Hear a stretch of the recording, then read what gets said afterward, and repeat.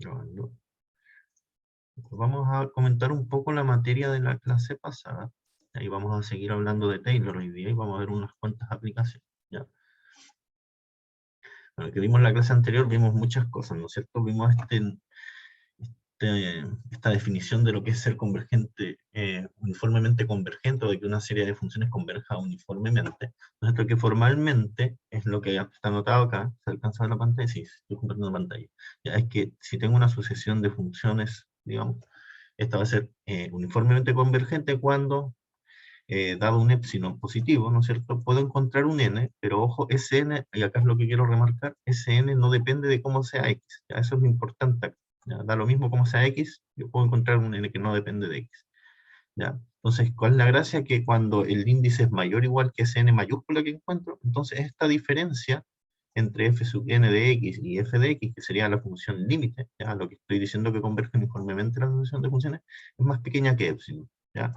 ¿Qué significa eso? Que cuando ¿se acuerdan que lo graficamos? ¿Recuerdan que lo graficamos y dijimos que significaba esto? Que podíamos entonces, ¿cómo se dice? Incluir la sucesión de funciones en una banda que estaba formada con las funciones. Voy a dibujarlo bien ahora. Tengo que estar, no pescar tanto. Ahí sí. ¿Ya? Entonces, esto es la clase 6, ¿no? Entonces, ¿qué es lo que pasaba en la convergencia uniforme? Era lo siguiente, ¿no? Bueno, vale. Ahora sí. Entonces, mira, tenía eso. Estoy graficando el plano cartesiano, ¿no? Entonces, voy a tener, por ejemplo, mi gráfico así. Un poquito más arriba para que quede. Voy a tener mi gráfico así. Piensen que acá estoy en un intervalo A, B, ¿no? Para delimitar algo. Entonces voy a acá formar una banda usando un parámetro. Ya voy a poner acá, perdón, ahí, ¿cierto? Voy a trasladar un poquito por acá, quizá, tiene que quedar más o menos simétrico. Entonces voy a trasladar, o no, pero mejor voy a borrar esas líneas para no confundir tanto los dibujos. Ahora acá voy a poner un epsilon, por acá también, ¿no? O sea, epsilon para acá, epsilon para allá. ¿Ya? Borramos. Entonces traslado el dibujo nomás, ¿ya? Entonces lo aumento un poquito acá, tiene que quedarme más o menos parecido. Ojalá, de hecho igual, pero traslado, algo así. Después acá lo mismo. Más o menos, no quedó tan parecido ahí, a ver, pero, a ver, ahí, no, tampoco. No sé si lo funciona. Más o menos parecido. Entonces esta es f, este es f más epsilon, y esta es f menos epsilon. Y la convergencia uniforme significa que a partir de algún n suficientemente grande, Fn converge uniformemente,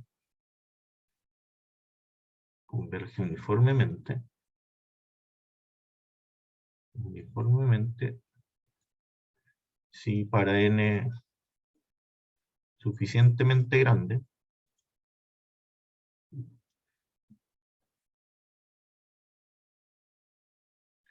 el gráfico de las f sub n siempre queda contenido en la franja que está acá, en esta zona de acá. ¿Ya? Esa que está delimitada por por esta función trasladada y esta otra función trasladada hacia abajo. Ya siempre queda contenida en la franja.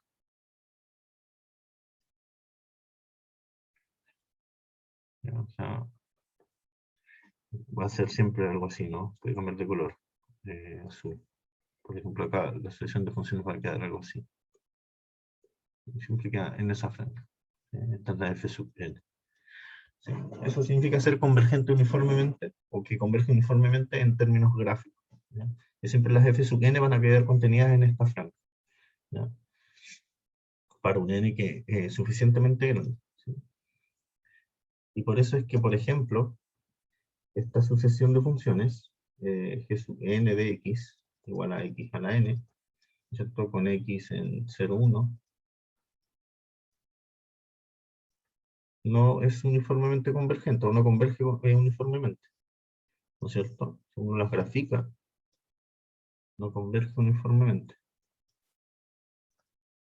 Si uno las grafica van a dar curvas, primero una recta, después una parábola, después una cúbica, ¿ya? Entonces tratemos de graficarlo.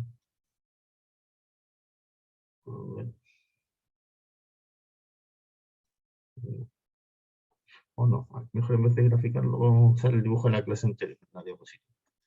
Mejor. Denme un segundo. En la clase anterior. Va a quedar más bonito así. Ah, espera.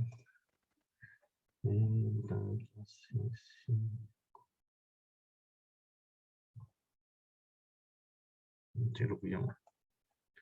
Esto.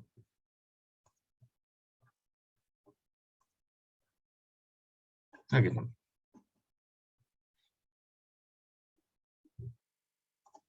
¿Preguntas a todo esto?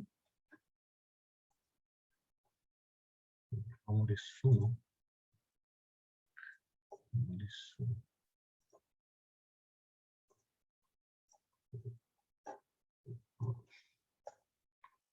Acá está el gráfico, ¿no es cierto? Entonces, por acá está el puntito 1. Ese es el 1, ¿no es cierto? Y imagínense que acá, bueno, el límite de esta función, por si acaso, era, si no lo recuerdan, era la función discontinua, que vale 0 en casi todas partes, menos en el 1, y que vale 1 en el punto x igual 1, ¿ya? Entonces, en casi todas partes, esta sucesión de funciones converge a 0, ¿ya? Entonces, lo que hago acá es armar una franja, acá pongo, no sé, un epsilon chiquitito, puede ser de cualquier tamaño, ¿ya? Y acá, un menos epsilon, entonces, porque estoy alrededor del 0, ¿ya? Epsilon para allá, y epsilon para acá. Entonces, armo la franja hacia ya, perdón, puede ser con esto mejor. Entonces, armo la franja hacia allá.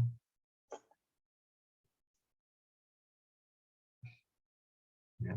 Y uno se puede dar cuenta que entonces las funciones da lo mismo como sea el x. Las curvas siempre se van a salir de esta franja, ¿no es cierto? Eventualmente, incluso si trazo, ¿cómo se llama? Franjas más largas, ¿no es cierto? Por ejemplo, por acá. Voy a bajar un poquito, o más hacia acá. ¿Sí? También se van a salir igual de esta franja las curvas, ¿sí? Siempre va a quedar como este espacio que está acá, ¿ya? ¿Sí? Sí, lo mismo pasa si en vez de mirar esa parte del límite, que es donde convergen a 0, miro acá donde convergen a 1, ya también puedo armar una franja, ¿no es cierto? Quizá un color muy malo este. Entonces puedo armar una franja ahí, otra franja acá, no veo muy simétrica, sorry. ¿Ya? Y bueno, la idea es que acá haya la idea es que acá haya por ahí está el 1, ¿no? Que acá hay un epsilon, y acá también, ¿no? No quedó muy simétrico, sí, ya. Pero de nuevo pasa lo mismo, ¿ya? Las curvas nunca quedan completamente contenidas en esta franja, siempre hay un espacio acá, ¿ya? ¿Se fijan? Y da lo mismo que tan grande haga n, eventualmente las curvas sí se van a salir siempre, ¿ya? Siempre va a haber una curva o varias que se salgan de esta franja de acá, ¿ya? Entonces la convergencia no es uniforme, ¿sí? Y está bien que no sea uniforme porque vimos que cuando tenía una sucesión de funciones que converge uniformemente, entonces ese límite tenía que ser una función continua, y esta función es discontinua, digamos. Así que está súper coherente que no sea una convergencia, que no haya una convergencia uniforme. ¿Ya? Preguntas. Esto puede ser medio complicado.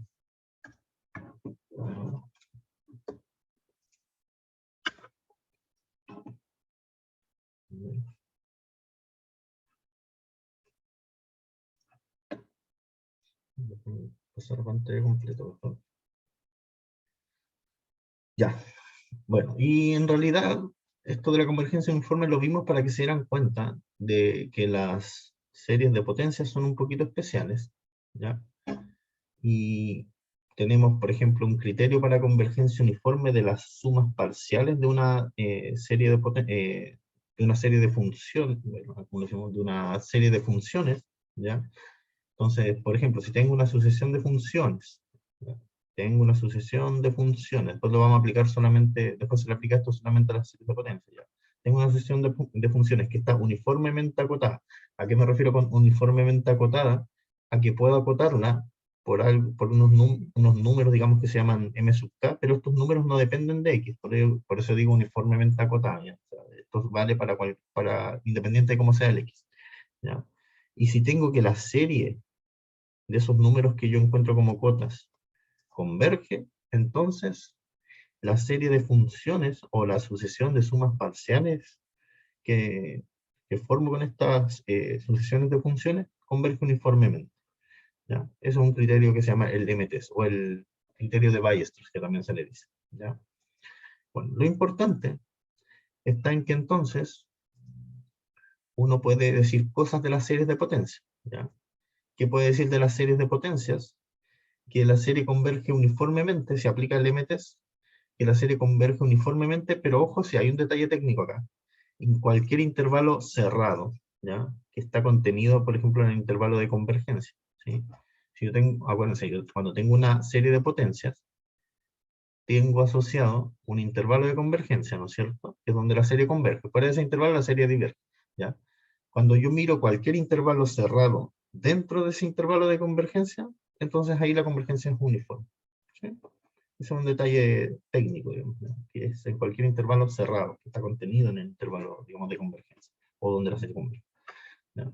Bueno, y también hay otras propiedades importantes para las series de potencias, que son un caso particular de cuando hay convergencia uniforme, y es que, como decirlo así informalmente, uno puede intercambiar la serie con la integral, ¿ya? Cuando uno integra una serie, entonces lo que hace es integrar cada término de la serie. ¿Se fijan? Acá estaba la integral afuera, digamos, y ahora pasa a estar adentro de la serie, ¿sí? Entonces lo que hizo fue intercambiar la integral con la serie, ¿sí?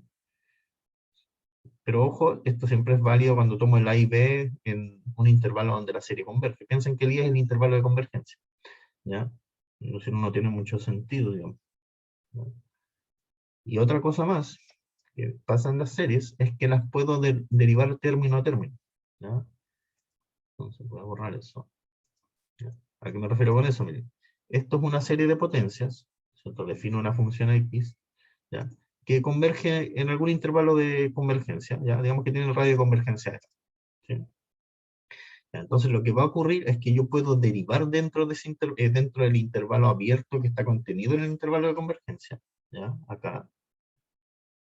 Y lo que va a pasar es que cuando yo derivo la serie, lo que estoy haciendo es derivar cada término de la serie solamente, ¿ya? Vimos un ejemplo simple de esto, ¿no? Veámoslo de nuevo por si acaso. ¿Se acuerdan que vimos que uno sabe que tiene la serie geométrica, por ejemplo? Entonces la serie geométrica es así, ¿no? 1 partido en 1 menos x es igual a la serie de n igual 0 hasta infinito de x a la n, ¿no es cierto? Esto obvio, esto sí cuando el x es en módulo menor a 1, ¿ya? Porque ahí esta serie converge, ¿ya? Converge solo ahí. Y si uno expande esta serie, sería así, ¿no? 1 más x más 2x, perdón, más x cuadrado, no más 2x cuadrado, más x cuadrado, más x cubo, más x a la cuarta, etc. ¿Sí? Entonces lo que voy a tener, si aplico esa propiedad que vimos recién, es que la derivada de esto, la derivada de eso, es, eh, digamos, es derivar término a término de la serie. Entonces me va a quedar así, ¿no? Va a quedar la derivada de 1 más la derivada de x, entonces va a quedar 1 más 2x más 3x cuadrado más 4x al cubo, etc. Y eso es exactamente la serie desde n igual 1 hasta infinito, de n por x a la n menos 1, ¿no? Que pudimos haber derivado directamente acá también, ¿sí? Y la derivada de esta función, ¿cuánto es? Hay que aplicar regla de la cadena, ¿no? Entonces, eso es 1 menos x a la menos 1 derivado Eso da ¿cuánto? Sería menos 1 partido en 1 menos x cuadrado, ¿no es cierto? Por la derivada de menos x, que es menos 1. Entonces, va a dar 1 partido en 1 menos x cuadrado, ¿no? Entonces, esa sumatoria es exactamente igual a 1 partido en 1 menos x cuadrado. ¿Ya? Uno puede sacar formulitas usando estas cosas, ¿no? Y también vimos un ejemplo donde podíamos calcular, por ejemplo, el valor, eh, ¿cómo se llama? El valor de la serie de Mercator, ¿se acuerdan? Que también se podía hacer usando estas propiedades, pero había que usar la de integración. ¿Ya? ¿Preguntas hasta ahora?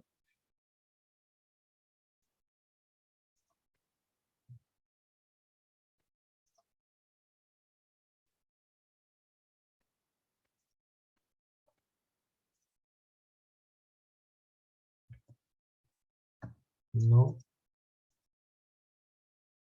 Si quieren escriben por privado también.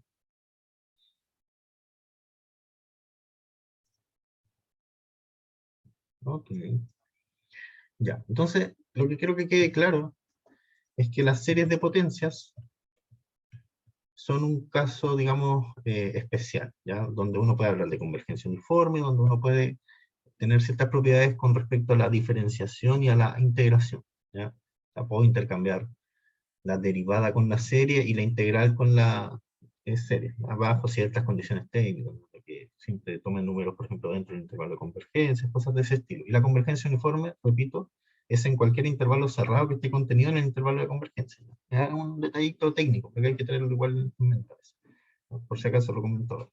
¿No? Bueno, y no se olviden del MTES. El MTES es quizá la única herramienta que tenemos como para hablar de, como, digamos, para aplicárselo a la, digamos, digamos, el único criterio que tenemos como de convergencia uniforme, ¿ya? Así como para determinar que algo es uniformemente convergente, ¿ya? Así que es importante que se lo recuerden, que lo tengan en mente. ¿Ya? Y la última parte del curso quizás fue la más complicada, porque fue ya muchas fórmulas, ¿no es cierto? Y uno, cuando hay muchas fórmulas, como que se marea un poco, eso es normal. ¿Ya? Y fue lo que hablamos de polinomio de Taylor, ¿ya? Entonces, de hecho, en eso nos vamos a enfocar harto hoy, en polinomios de Taylor, de grado n, ¿ya? Entonces, ¿qué voy a necesitar para armar un polinomio de Taylor? Voy a necesitar una función que sea al menos n veces diferenciable. ¿Por qué al menos n veces diferenciable? Porque quiero que el polinomio, hablar del polinomio de Taylor de grado n, ¿ya? Y voy a tomar un punto fijo, digamos, o voy a fijar un punto, mejor dicho, que le voy a poner x0. Y lo que voy a hacer entonces es, a, a la función le voy a asociar un polinomio de grado n con respecto a este punto fijo, a este punto x0, perdón. ¿Y cómo asocio un polinomio? Bueno, de esta forma, vía esta fórmula, ¿ya?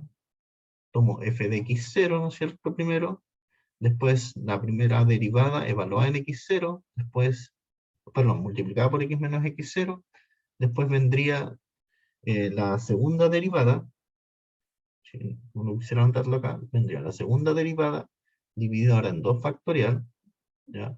Por x menos x0 al cuadrado, etcétera, perdón, etcétera ahí, ¿ya? Hasta que llego a la enésima derivada, ¿ya? Y ahí es cuando hablo de polinomio de Taylor de grado n, ¿ya? Entonces fíjense que la fórmula general es esta, ¿no?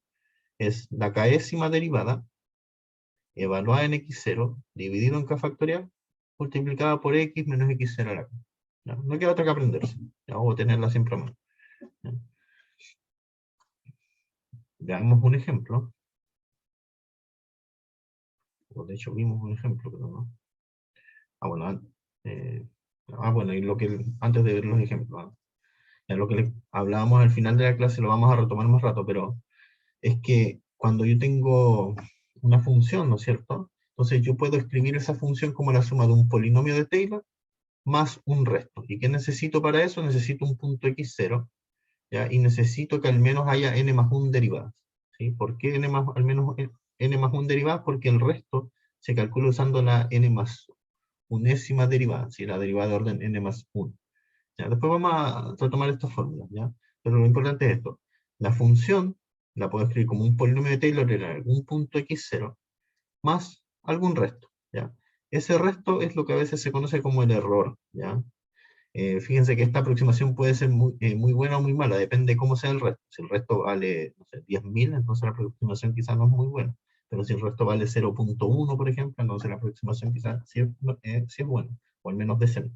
¿Ya? Y fíjense que este resto está expresado a través de derivadas, ¿no es cierto?, de orden n más 1, ¿no es cierto?, de potencias de orden n más 1, pero acá aparece un parámetro chi, ¿ya?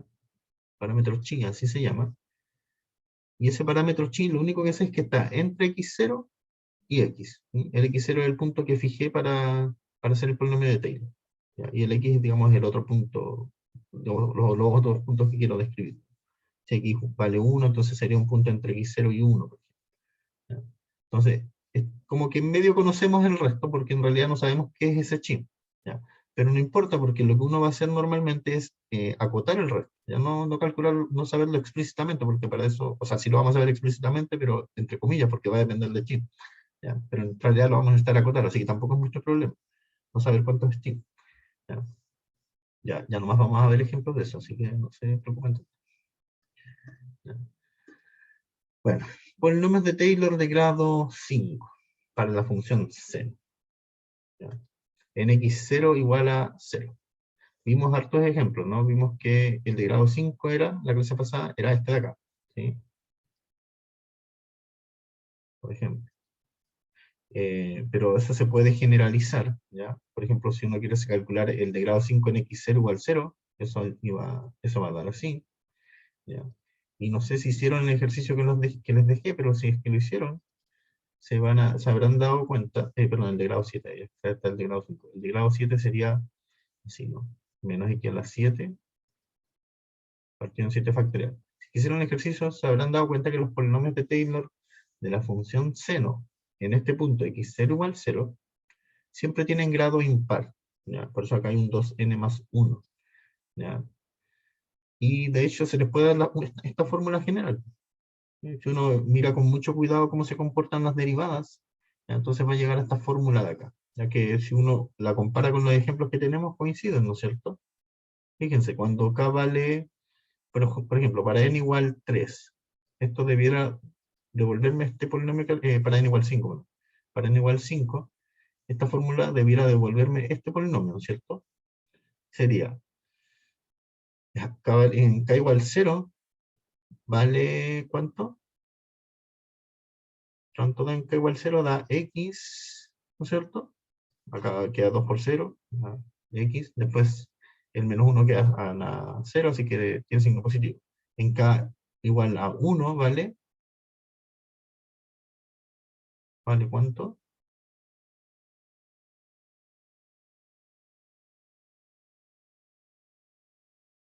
Mm,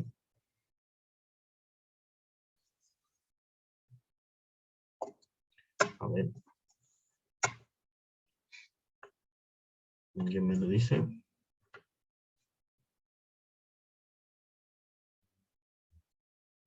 ¿Uno? Perdón, es que acá esto está normal. Hay un error, ¿no es cierto? ¿Alguien se da cuenta? O sea, no en la fórmula, en el n. ¿Cuánto es el n en realidad?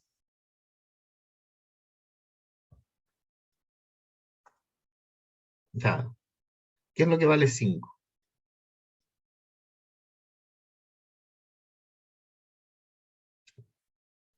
¿El orden de la derivada?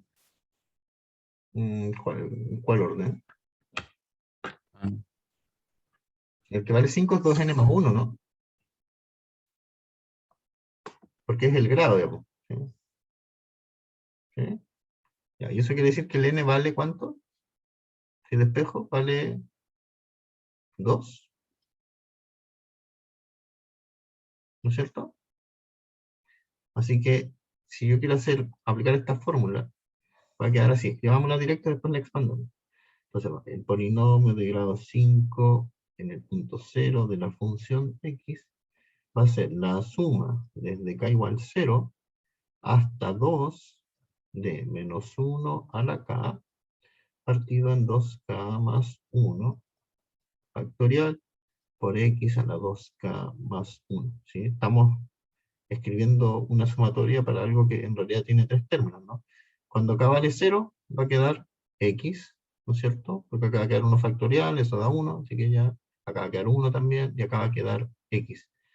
Después, cuando acá vale 1, acá queda un menos 1, ya, menos, entonces va a quedar 2 por 1 más 1 son 3, ¿no? Entonces va a quedar 3 factorial abajo. Entonces va a quedar así. Y el x va a quedar elevado a 2 por 1 más 1, que es x cubo. ¿Sí? Y cuando k vale 3, va a quedar ¿cuánto? 1 partido en, ¿cuánto? 5. No, cuando k vale 3, cuando k vale 2, va a quedar 1 partido en 1 por, perdón, en 2 por 2 más 1, 5 factorial. ¿Sí? Entonces por x a la 5, ¿se fijan? Así que me devuelve el polinomio que ya encontramos. Veamos cuando ahora, veamos ahora qué pasa cuando tomo 2n más 1 igual a 7, por ejemplo. Si nos da ese polinomio de ahí, debería dar, ¿no? Entonces, el polinomio de grado 7 en el punto 0 de la función f es igual a la sumatoria desde k igual 0 hasta ¿cuánto? Hasta 3. Hasta 3, ¿no es cierto? De hecho, si acá fue 2, el siguiente tendría que ser hasta 3. El siguiente polinomio de grado 3. Entonces, menos 1 a la k partido en 2k más 1. Y de hecho los tres primeros términos van a coincidir, pues, porque simplemente le estoy agregando un término a la suma, ¿no? Entonces ya sé que acá me va a quedar así, la primera parte. Ya. 5 factorial. 5 factorial creo que es 120, algo así, a ver. ¿Parece? No estoy seguro. Ya. Bueno, y el siguiente que aparece es con signo menos, porque acá va a quedar menos 1 al cubo, así que es con signo menos. Dividido en 2 por 3 más 1, que es 7 factorial. Y x a la 2 por 3 más 1 también es 7, ¿no? Así que está bien. Me devuelve estos polinomios que habíamos encontrado a mano. ¿Ya? Esta es la fórmula general de un polinomio de grado, perdón, de un polinomio de Taylor de grado impar. ¿Ya? Esta es la fórmula general. Luego, y fíjense que no aparecen polinomios de Taylor de grado par para la función seno cuando toma el punto x0 igual 0. ¿Ya? Siempre va a terminar en una potencia impar. ¿Ya? Pero ojo, sí, cuando tomo el punto x0 igual 0. ¿Ya? Es por eso. ¿Ya? Después pueden probar calcular polinomios de Taylor de esta función, pero por ejemplo en x0 igual 1. A ver cuánto quedan. ¿Ya? Ahora que practiquen un poco. ¿Ya? Anotamos esta vez los cálculos porque igual hay que irse acostumbrando a hacer estos polinomios. ¿Ya? Esta parte va a tener harta cuenta por si acaso, les aviso. Vamos a tener que sacar derivadas y cosas así. Así que se van a aburrir un poco si no les gusta mucho calcular cosas. Va a dar mucha nota. Bueno, y de forma similar a cómo se hace con la función seno, uno puede calcular el polinomio de Taylor de la función coseno, de nuevo en el punto x0 igual 0, con respecto a ese punto, ¿ya? O sea, ahí voy a evaluar todas las derivadas, digamos, ¿ya? Y resulta que el polinomio de Taylor de una función coseno siempre tiene grado ahora par, ¿ya? Tiene grado 2n, siempre, 2n para algún n, ¿sí? Y la fórmula general es similar a la del seno, solo que ahora aparecen, en vez de acá, aparecen potencias, ¿cómo se llama? Perdón, en vez de aparecer potencias impares, van a aparecer siempre potencias pares del x, ¿ya? Pero la fórmula es casi la misma, fíjense, casi la misma, ¿ya? Y no es tan extraño, ¿ah? ¿Qué tipo de función es la función seno? ¿Una función par o una función impar?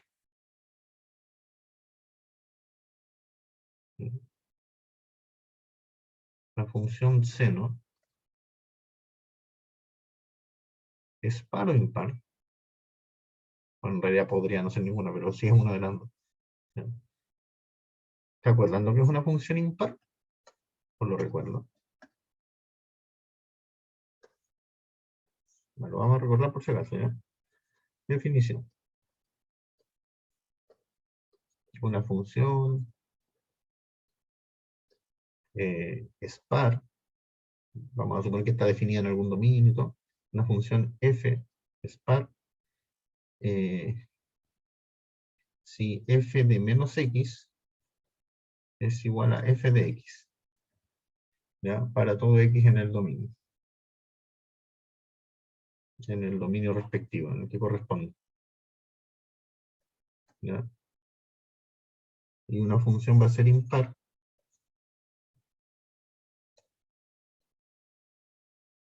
F es impar.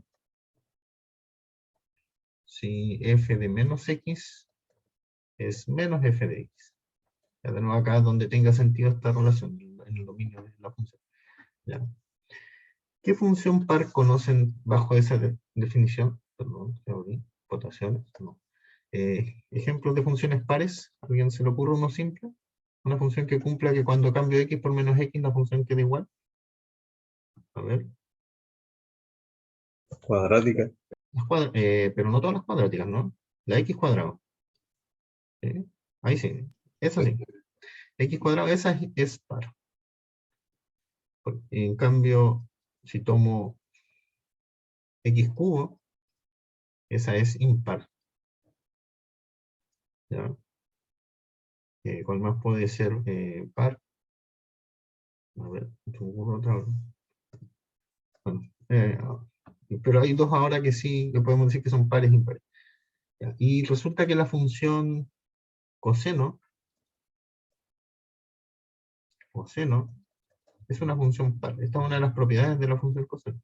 Es par. ¿Ya? ¿Qué significa que es par? Es decir, que siempre se cumple que coseno de menos x es igual a coseno de x. ¿Ya? Para todo x. Para todo x. ¿Ya? Y la función seno es impar.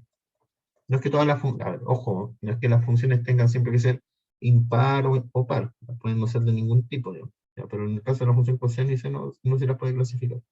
¿Ya? La función seno es impar. Y esto viene de esta propiedad que dice que el seno de menos x es menos seno de x. Es una de las propiedades de la función seno. ¿Ya?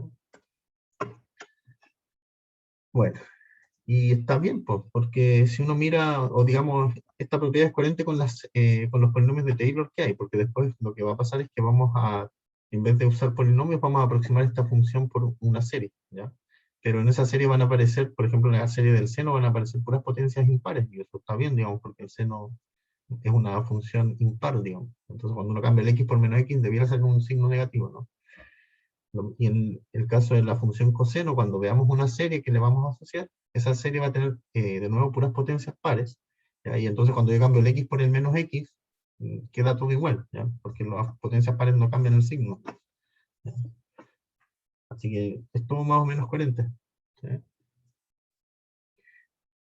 Ya, bueno, y acá una cosa, una observación, ¿ya? Una observación, que quizás lo vieron en cálculo, o quizás no, ¿ya? Pero cuando yo tengo una función que es par, y que es diferenciable, entonces su derivada es impar. ¿Ya? Y esto sale de aplicar la regla de la cadena, miren. Es directo de la regla de la cadena. ¿Ya? Directo de la regla de la cadena.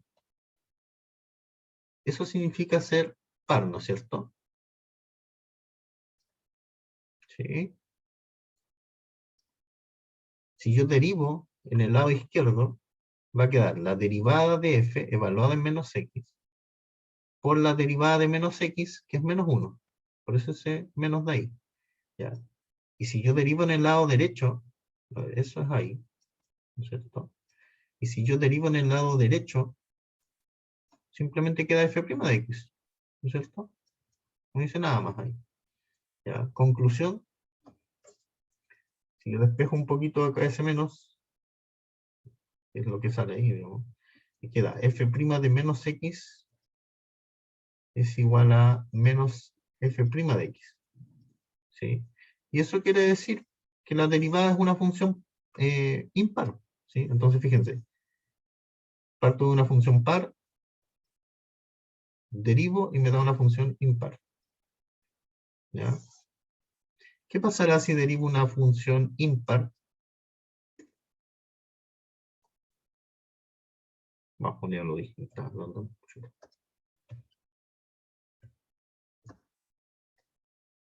Bueno, es similar de hecho, y lo podemos hacer el cálculo chiquitito, miren. Si yo derivo una función ahora que es impar, me va a dar una función par la derivada. ¿Ya? Y eso sale de nuevo de la regla de la cadena. Miren, si f es, hicimos el caso par, ¿no? Si f es impar, entonces tengo esto, ¿no? F de menos x es igual a menos f de x, ¿sí? Derivo. Y queda f' de menos x, ¿no es cierto? Por la derivada de menos x, que es menos 1, es igual a menos, ese menos de ahí nomás, f' de x, ¿sí? Y entonces va a quedar así, ¿no? F' de menos x es igual a f' de x, ¿sí? F' de x, ¿ya? Y entonces pasa que la derivada entonces es par, ¿sí? Entonces podemos hacer un diagramita, ¿no? Entonces parto, por ejemplo, de una f par, ¿ya? F par. Derivo, me va a dar que f' es impar. Derivo, me va a dar la f2', ¿no es cierto? Y me va a dar que esta función entonces es par, ¿se fijan? Después acá va a dar, si derivo de nuevo, va a dar que esta es impar, ¿sí? Se ve el patrón, ¿no? Derivo de nuevo. Impar. Perdón, acá par. Ya. ¿Las derivadas de qué orden quedan como funciones impares? ¿De orden par o impar?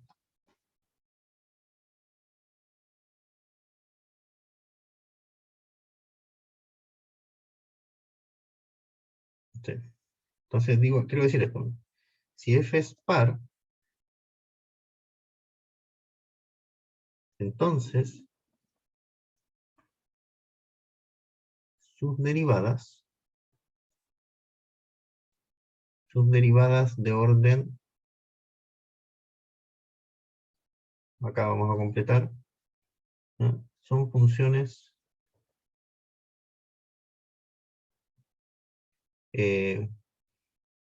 impares.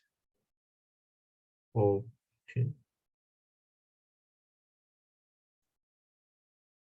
Ya. A partir de una f par, la f' de un par, la f3' de un par, seguramente de hecho la f5' va a dar impar.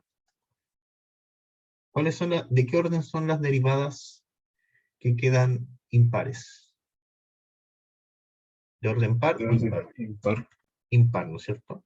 Entonces, si parto de una función par, sus derivadas de orden impar son funciones impares, ¿sí? Y sus derivadas de orden par son funciones, adivinen qué, pares, ¿sí? Ahora hagamos lo mismo, pero partamos de una función impar. Entonces, f impar. Esto es bueno ¿cómo se llama? Para ayudarnos más, ¿ya? Entonces, parto de la f impar. La derivada me va a dar una función par, ¿sí? Si derivo de nuevo, va a ser la f2', ahora va a dar impar. Derivo de nuevo, va a dar f3', y entonces esa va a ser par. Derivo de nuevo, entonces va a salir f4 acá, voy a anotarlo así para no anotar tantas comillas, y esa va a ser impar. Voy a derivar una vez más para terminar de convencerlo. Ahora va a dar acá f5, y esa va a ser par, ¿no? Entonces, impar, par, impar, par, impar, par. Ya, entonces, hagamos el mismo razonamiento de antes. Si f es impar, como un juego de palabras, ¿no? Si f es impar, Entonces, sus derivadas de orden impar son funciones, perdón, sus derivadas de orden par, no, a ver, si sus derivadas de orden par son funciones impares, ¿no? Eso es. Sus derivadas de orden eso, sus derivadas de orden par, ¿sí? F2', F4, acá va a dar de F6 también va a ser impar. No. Sus derivadas de orden par son funciones impares. ¿Sí? Coma, y sus derivadas de orden impar son funciones pares, ¿no? Y sus derivadas eh, de orden impar son funciones pares. Es un poco enredado, ¿no es cierto? Pero usas estos dibujitos y se da cuenta. ¿Ya? Son funciones pares. ¿Sí? Entonces, parto de un impar, ¿sí? Suficientemente diferenciable. Entonces, sus derivadas de orden par, ya, F2', F4, F6, son funciones impares, ¿ya?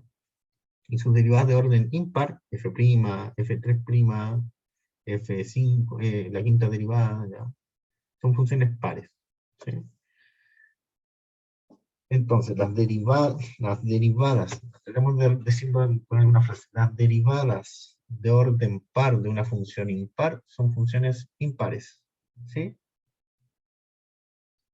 En el caso de una función par, ¿qué tengo? Que las derivadas de orden impar de una función par son funciones impares, ¿sí? ¿Sí o no?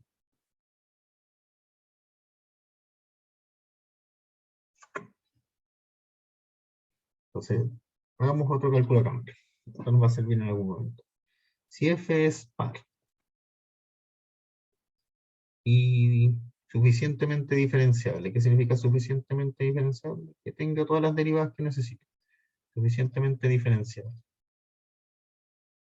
Eso es informal, no. O pongamos ya, o incluso pongamos infinitamente diferenciable. E infinitamente diferenciable.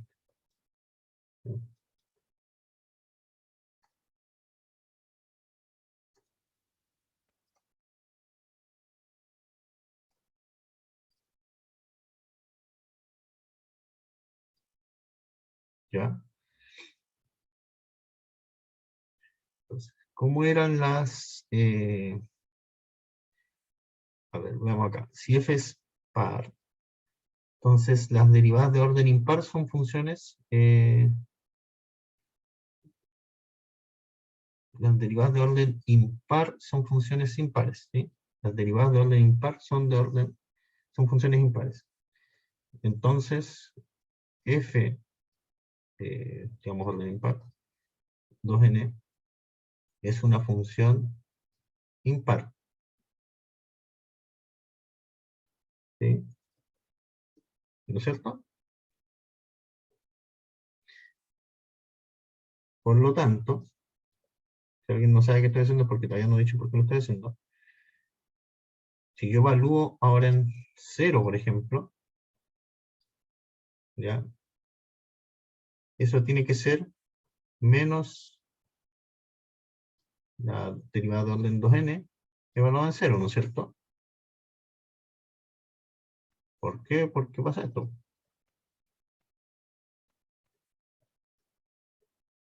Eso significa que sea impar, ¿no es cierto? Y estoy tomando aquí igual 0. Entonces me queda eso. Por lo tanto, ¿cuánto valen estas derivadas en 0? Valen 0, despejo para allá, ¿no es cierto? ¿Ya? Y puedo hacer algo similar ahora, pero voy a partir con una f impar. Miren. Si f es impar, si f es impar, infinitamente diferenciable, o con suficientes derivadas, sino diferenciable, diferenciable. Entonces, las derivadas de orden impar son funciones impares, ¿no? Acá de nuevo para todo. ¿Ya? Se me puede poner para todo. Para todo. ¿Ya? ¿Qué significa eso? Que si yo tomo esa derivada de orden impar y la evalúo en 0, ahora voy a tener, acá cambien el 2n por el 2n más 1, voy a tener que eso es igual a menos f, o a la derivada de orden 2n más 1, mejor dicho, evaluado en 0. Y eso implica entonces que, perdón, si f es impar. Ah, no, pues está mal. Bien. Mal, está pésimo. ¿Dónde está el error? ¿Alguien me lo dice? ¿Dónde está el error? ¿Alguien me lo dice?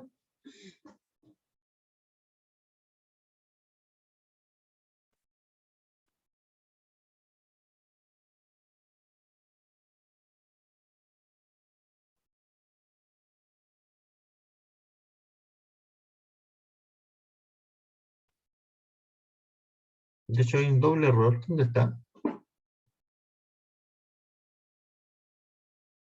Miren, si f es par, infinitamente diferenciable, entonces esta dice que es una función par. ¿Eso es cierto o no es cierto? Casi. A ver, las derivadas de orden impar. Entonces acá es... sorry. Entonces acá es las derivadas de orden impar, por lo impar se escriben 2n más 1, ¿no? Ya, entonces acá es 2n más 1. 2n más 1. Ya, ten cuidado con eso. Aprendan de mis errores y no se queden en estas tonteras, por favor. Entonces, esto es 2n más 1, 2n más 1, ¿no es cierto? 2n más 1. ¿Ya? Y entonces, acá, ¿qué sería?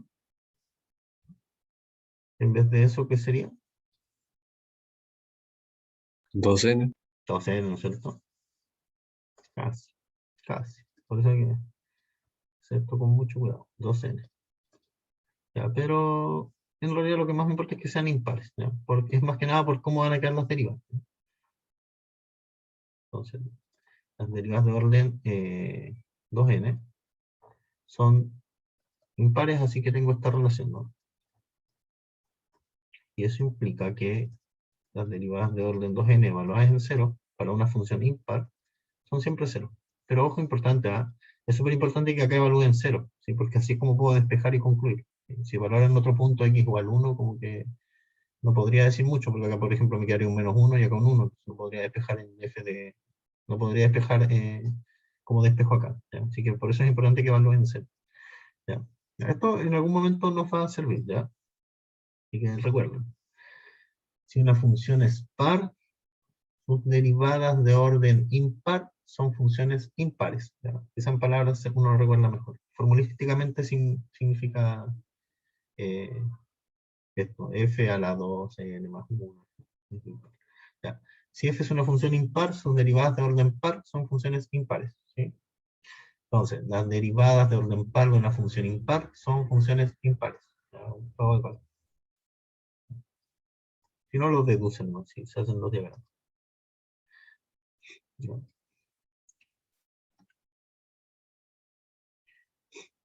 Bueno, y acá de hecho estamos ocupando un poco ese hecho, miren, para la función tangente. La función tangente es impar, ¿no es cierto? Entonces, si uno calcula las derivadas de la tangente, si es una función impar, entonces sus derivadas de orden par, evaluadas en 0, van a ser todas 0, ¿no es cierto? Por lo que acabamos de ver. ¿Sí? Esto es porque la función es impar. ¿Sí? Y las derivadas de orden impar, bueno, van a dar lo que dan acá ya. Pero lo importante es que las de orden impar dan todas 0. No, las de orden par dan todas 0. Cuando las evalúan en punto 0. Y eso quiere decir que si yo tomo el polinomio de Taylor, estos exponentes, el exponente 2, perdón, la potencia 2, la potencia 4 y la potencia 6, no van a aparecer. ¿ya? Solamente van a aparecer entonces las potencias 1, 3 y 5. ¿Sí? Y entonces el polinomio de grado 5 de la función tangente va a ser esto. ¿Sí? Excelente.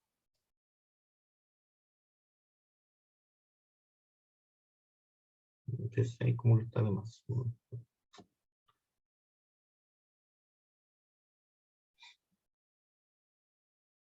¿Ya? ¿Preguntas?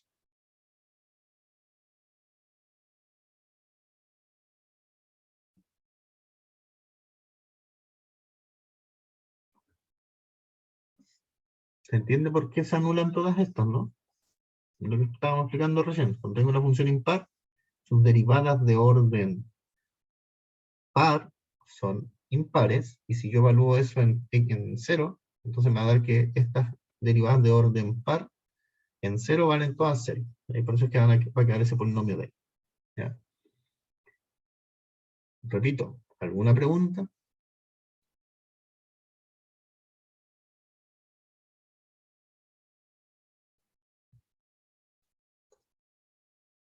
Ok.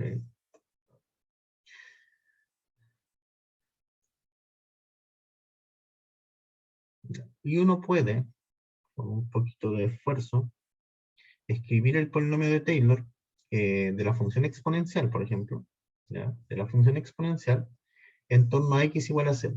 Entonces, esto va a ser el polinomio de Taylor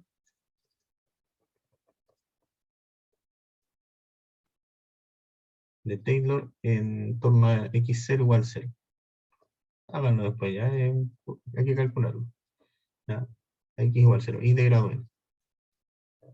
¿Ya? Y esto es, ¿cómo se llama? El resto. ¿Sí? El resto. O eso que ¿se acuerdan que les dije que eh, aparecía un resto en la fórmula de Taylor? Entonces volvamos acá. Un poquito. Acá está, ¿no? Bueno, pucha, me tapa la... Me tapa. Entonces, acá tengo el polinomio de Taylor y acá tengo un resto. ¿Sí?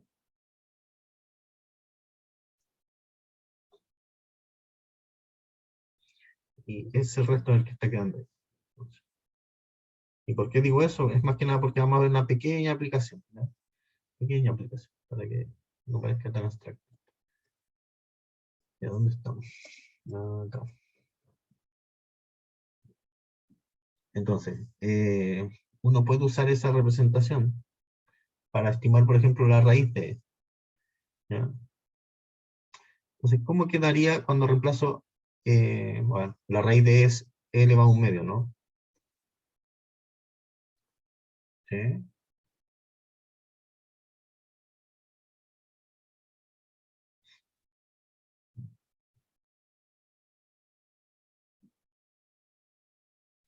A ver, una pregunta antes de seguir. ¿Entienden por qué queda eso?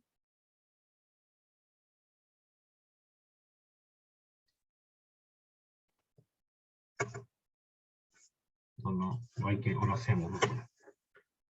Vamos a hacer, no creo que estemos tan atrasados. No lo hacemos mejor.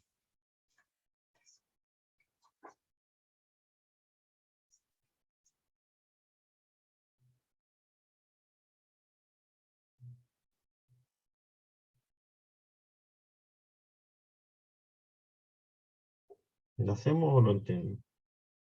O lo intuyen cómo se hace por último. Puede que en realidad uno a veces lo intuya, pero no quiere hacerlo, no quiere escribir. Ok, hagámoslo. Ya. Entonces, vaya a dar la función exponencial y vamos a calcular el polinomio de Taylor y el resto. ¿Ya? Entonces, a ver, les voy a mostrar nuevamente la fórmula del resto. ¿Ya? Entonces, la fórmula del resto es el resto de orden n, digamos. ¿Ya?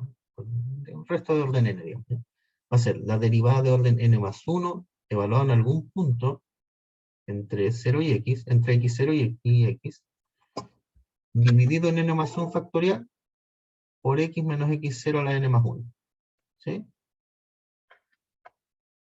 Eso va a ser el resto.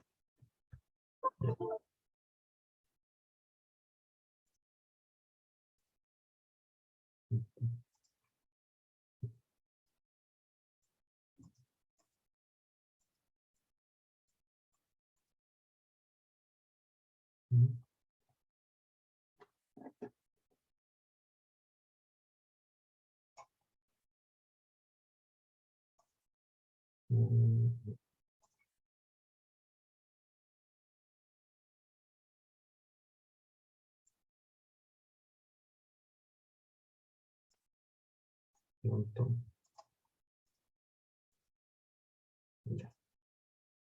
No. Bueno, entonces tengo e a la x, ¿no es cierto? Esta es f de x. ¿Cómo son todas las derivadas de e a la x? Voy a tomar x0 igual a 0. ¿Cuánto es la derivada de a la x? Es e a la x. La segunda derivada de a la x es e a la x. ¿Sí? La tercera derivada de a la x es e a la x. ¿Sí? Entonces todos valen e a la x. ¿Sí? Por lo tanto, cada derivada, cuando lo evalúo en 0, va a ser e elevado a 0 y va a dar 1. ¿Sí? Y si quiero tomar grado n, entonces voy a tomar k desde k igual 0. Bueno, que en k igual 0 en realidad por convención esto es f de x. ¿No? K igual 0 hasta n. ¿Sí? Entonces el polinomio de Taylor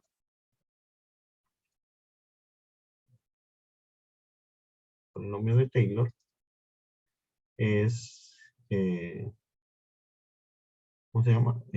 ¿Cómo lo poníamos así, ¿no? P, n, 0, f de x va a ser, dijimos que era así, ¿no? F, la derivada de orden k, evaluada en este caso en 0, dividido en k factorial, desde k igual 0 hasta n, por x a la k, ¿no? Porque me va a quedar x menos x0, pero el x0 vale 0.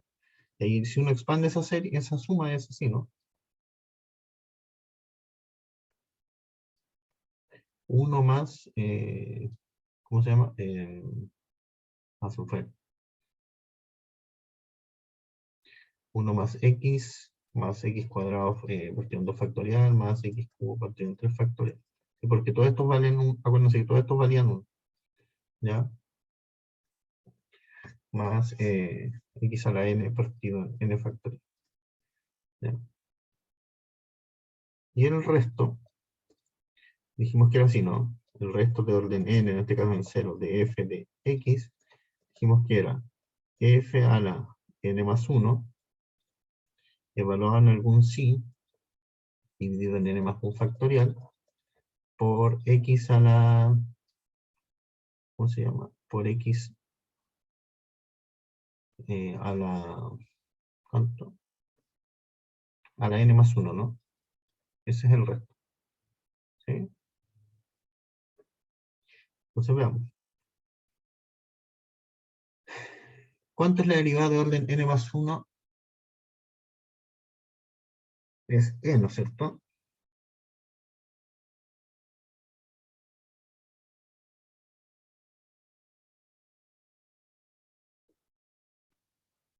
Es e. Sería e elevado a este, sí, ¿ya? Partido en n más 1. Factorial por x a la n más 1. ¿Sí? Eso sería. Eso parece que hay un error en la diapositiva, ¿no? Creería que sí. Ya. Entonces, esto lo voy a corregir. Entonces, acá era.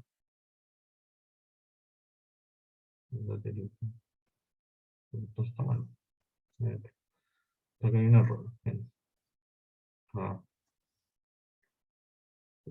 entonces, eso está mal, ¿no es cierto? ¿Cuánto era?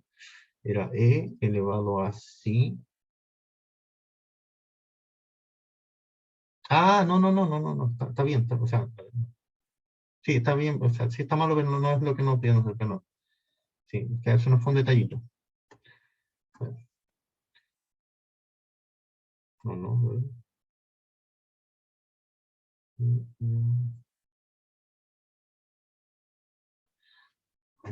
Tenemos un poco. Sí. Eso es la verdad. Sí, que no está bien. Sí, está bien. Sí, definitivamente está bien. ¿Qué pasó? Entonces es E a la...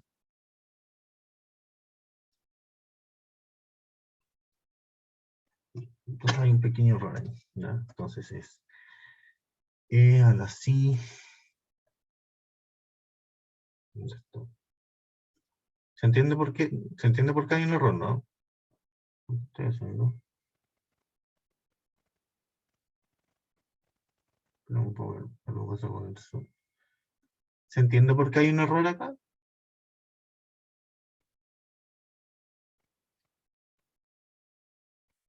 ¿O no?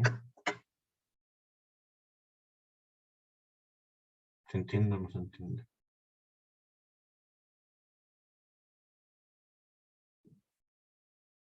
Entonces acá es E a la C partido en N más 1 factorial por X a la N más 1, ¿no? Eso dijimos, ¿sí? Ya, ¿cómo estimamos ahora la raíz de E? Ahora sí hay que tener un poquito de cuidado, miren. Ya voy a revisar ese argumento, miren. Si ahora reemplazo el E a la 1 medio, va a quedar así, ¿no? 1 más 1 medio, más 1 medio al cuadrado partido en 2 factorial, etcétera, más 1 medio a la n partido en n factorial, ¿sí? Más ahora acá, un e elevado a sí partido en n más 1 factorial, ¿sí?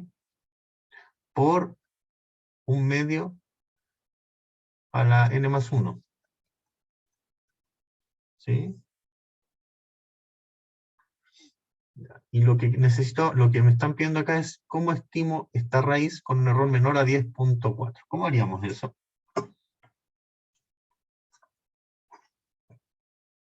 A todo esto, ¿entre qué números vive el sí? ¿Con sí entre cuánto? ¿Entre 0 y? ¿Entre 0 y E? ¿O entre 0 y 1? ¿Cuánto vale el x? 1 medio, ¿cierto? Ya. Entonces el sí está entre 0 y 1 medio, ¿sí? Entonces vamos a tener que hacer algunas cuotas intermedias. Ya, entonces, está medio complicado el ejercicio, así que tranquilos, vamos a poco. Ya. Entonces, 1 medio, voy a anotar porque vamos a hacer una pizarra. Ya, con sí entre 0 y 1 medio.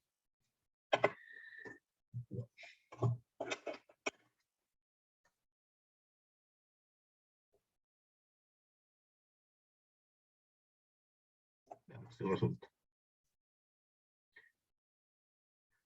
Ya.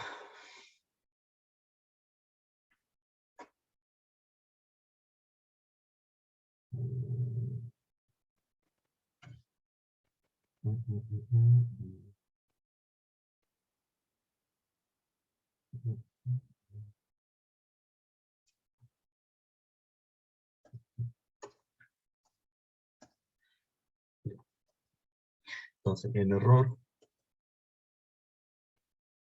¿no es cierto? Va a ser igual a e elevado a sí dividido en n más 1 factorial, ¿ya? Por 1 medio a la n más 1, ¿ya? No, error igual a, con sí entre 0 y 1 medio, ¿no? O digamos en pelado, entre 0 y 1 medio. Con sí entre 0 y 1 medio. No sé cuánto es sí, pero está entre 0 y 1 medio. ¿Ya?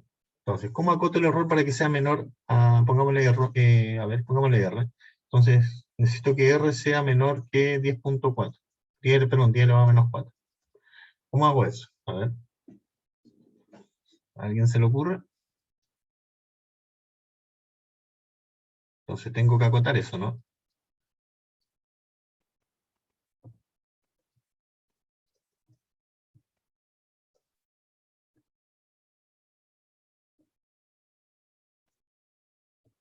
¿Sí?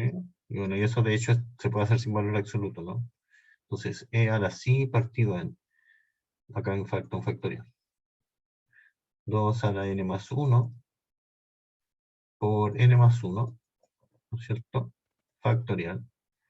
¿Ya? Y yo digo que eso es menor o igual, como el sí está entre 0 y 1 medio, entonces eso debe ser menor o igual, por ejemplo, que ¿no es cierto? Y eso debe ser menor que 3. Yo digo que esto entonces sería menor que 3 por partido en 2 a la n más 1, ¿no? ¿Sí? O sea, digámoslo así, menor o igual que a la 1 medio, y eso es menor o igual que 3 partido en 2n más 1 por n más 1 factorial. Entonces, necesito encontrar n tal que 3 partido en 2 a la n más 1 factorial, perdón, 3 partido en 2 a la n más 1 por n más 1 factorial sea menor a 10.10 a la menos 4. ¿Alguien tiene una calculadora de casualidad? Yo creo que da lo mismo que está acá, solo que le falta como un 3, ¿no? Sí, le falta un 3. Si no, lo vamos a revisar igual la otra clase, ¿ya? Pero por si acaso. Ya, ¿alguien tendrá una calculadora? Para ver si con n igual 5 se cumple. A ver. Ahí tengo una calculadora, en serio. A ver, ya. Lo voy a dejar entonces de ejercicio. Ustedes después lo verifican con la calculadora, ¿no? Verificar si para n igual 5 ya se cumple la desigualdad. Verificar si para n igual 5 se cumple la desigualdad. O sea, hay que tomar n igual 6, igual 7. Para n igual 5 se cumple la desigualdad. ¿No?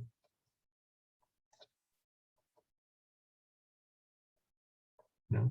Creo que para n igual 5 debería funcionar, o si no n igual 6, por ahí. Lo pusimos que para n igual 5, pero como faltó ese 3 de ahí, ahora ya no estoy tan seguro. Perdón por el error, ¿eh? Cuando se la suba lo voy a corregir. Profe, ahí lo calculé. ¿Sí? ¿Le digo? Tío, ya, ¿cuánto da para n igual 5? En decimales 0,0007. Entonces no 0,00. daría. ¿Y para n igual 6? Para n igual 6, espera un poco que lo estoy haciendo acá en Symbolab. ¿Ya? Para n igual 6, da 0,00006. 0, Así que ahí sí da. Ah, ya, entonces para n igual 6 es la respuesta, ¿no? Ya, ok, ya. Bueno, esta es una de las cotas, seguramente si uno hace una cota más fina acá, porque yo acoté por 3, igual fue un poquito brusco, ¿no? Pero acotar por 1 lo veo medio imposible. Quizá por 1,5, quizá uno podría aproximar esto por 1,5 y le da una cota un poco mejor. Ya, pero para n igual 6 ya funciona, ¿no? De todas maneras, quizá comentemos de nuevo este ejercicio de la otra clase, ¿ya? Pero lo que quiero que entiendan es que uno puede entonces usar Taylor, polinomios de Taylor, ¿no es cierto?, para aproximar valores de función, ¿ya? A través de polinomios de Taylor. De hecho, esa era la idea de Taylor, ¿no? Aproximar la función a través del polinomio de Taylor. ¿Ya? Y lo que pasa es que voy a tener el polinomio de Taylor más un resto, ¿sí? Más un resto. Entonces, acá al parecer es para n igual 6, pero fue en parte es porque yo acoté mucho, ¿ya? Acoté por 3 ahí, ¿ya? Quizás si hubiera buscado una cota mejor nos daría n igual 5, quizás. ¿Ya? Bueno, y resulta que ahora se va a complicar un poco la cosa. Así, pero un poquito, ¿no? ¿Ya? No tanto, un poquito. ¿Ya? Porque vamos a ver Taylor, pero sí rápidamente, para funciones de más de una variable. ¿Ya? Y después vamos, de hecho vamos a aplicar Taylor, si es que alcanzamos, y si no, vamos a tener que hacerlo en la otra clase, vamos a aplicar Taylor para resolver ecuaciones diferenciales, ¿ya? Para encontrar soluciones aproximadas de ecuaciones diferenciales. ¿Ya? Entonces, miren, esto se puede hacer en general, hay una fórmula Taylor en general, por Taylor de grado n para funciones de varias variables, y que llegan a los reales, las funciones escalares que sí. ¿Ya? Hay una fórmula general, pero acá la vamos a dar hasta grado 2, ¿no? ¿Ya? Este es el polinomio de Taylor de grado 2 de una función que va de Rn, digamos, a R, ¿ya? F va de Rn a R. ¿Ya? Si la acomodan, piensen que n vale 2 por el momento. No importa. Entonces, este es el de grado 2. De grado 1 sería hasta acá. De grado 2 es esto completo. Y como les decía, también se puede hacer de grado 3, grado 4, pero cada vez la fórmula queda peor. ¿Ya? ¿Qué es ese símbolo de ahí? Es el gradiente. ¿Qué es esto de acá? Es la matriz hessiana, es las derivadas que se forman con las, ¿cómo se llama? Con las derivadas de segundo orden. ¿Ya? Vamos a ver un ejemplo para que no quede tan extraño esto. ¿Ya? Entonces, puedo usar Taylor en varias variables también, ¿ya? No solo en una variable. A pesar de que nosotros normalmente vamos a usar una variable, ¿ya? Es más común, digamos. Entonces, veamos un ejemplo para que esta fórmula no se vea tan espantosa, ¿ya? Yo sé que estas fórmulas pueden asustar un poco. Entonces, no se olviden, es la función, ahora ya no aparece la derivada, aparece el gradiente. Ojo, ese punto es el producto punto, el producto como vector, ¿ya? Y acá va a aparecer la hessiana, este vector, y este vector traspuesto. Acá voy a escribir los vectores como matrices, ¿ya? Para poder hacer bien este producto, ¿ya? Y bueno, y lo que les decía, hay una fórmula, pero ya es horrible, si quieren la pueden buscar. Taylor de varias variables, es muy feo. Pero se puede hacer, existe, ¿no? Entonces vamos a hacer, este caso, una función de dos variables, va de R2 a R2, perdón, a R, ¿ya? Y vamos a tomar el punto 0, 0, ¿ya? Ese va a ser el punto de referencia. Entonces lo que tengo que calcular es el gradiente y la hessiana, ¿ya? La hessiana para una función de dos variables es más o menos simple, ¿no? Es lo que parece acá. A ver, el gradiente es la primera derivada parcial, después ahí está malo, perdón, no. Después la segunda derivada parcial, ¿ya? Y evaluar en 0, 0, pues ese es el gradiente en 0, 0. Entonces, la primera derivada parcial, ¿cuánto es? Si lo sacamos en un punto XY, ¿cuánto es? ¿Cuánto, cuánto, cuánto? Es E elevado a X por coseno de Y, ¿no? ¿O no? Y después es la derivada parcial respecto a Y. O sea, sería menos E a la X por seno de Y, ¿no? Eso es el gradiente. Y si evalúo en 0, 0, entonces va a quedar E a la 0 por coseno de 0 por menos E a la 0 por seno de 0, y eso da 1, el coseno de 0 es 1, pero no sé, o sea, 1, el seno de 0 es 0, entonces da eso de ahí. ¿Ya?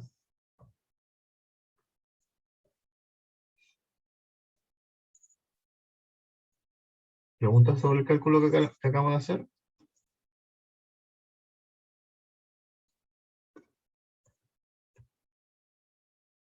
Una cosa.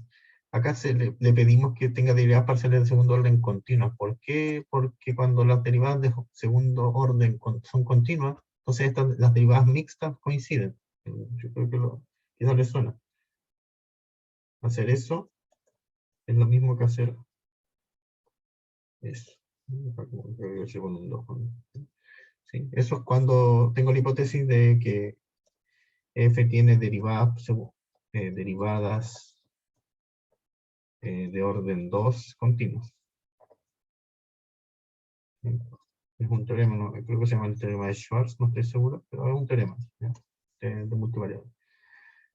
Ya, entonces, si quiero armar la matriz hessiana, tengo que armar la doble derivada de f con respecto a x, después la doble derivada de f con respecto a y después las derivadas mixtas. Pero las derivadas mixtas van a coincidir, porque estoy pidiendo que las derivadas sean continuas, ¿ya?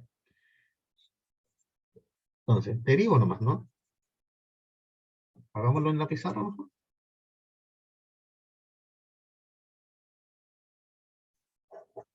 Ya, vamos en la pizarra, mejor.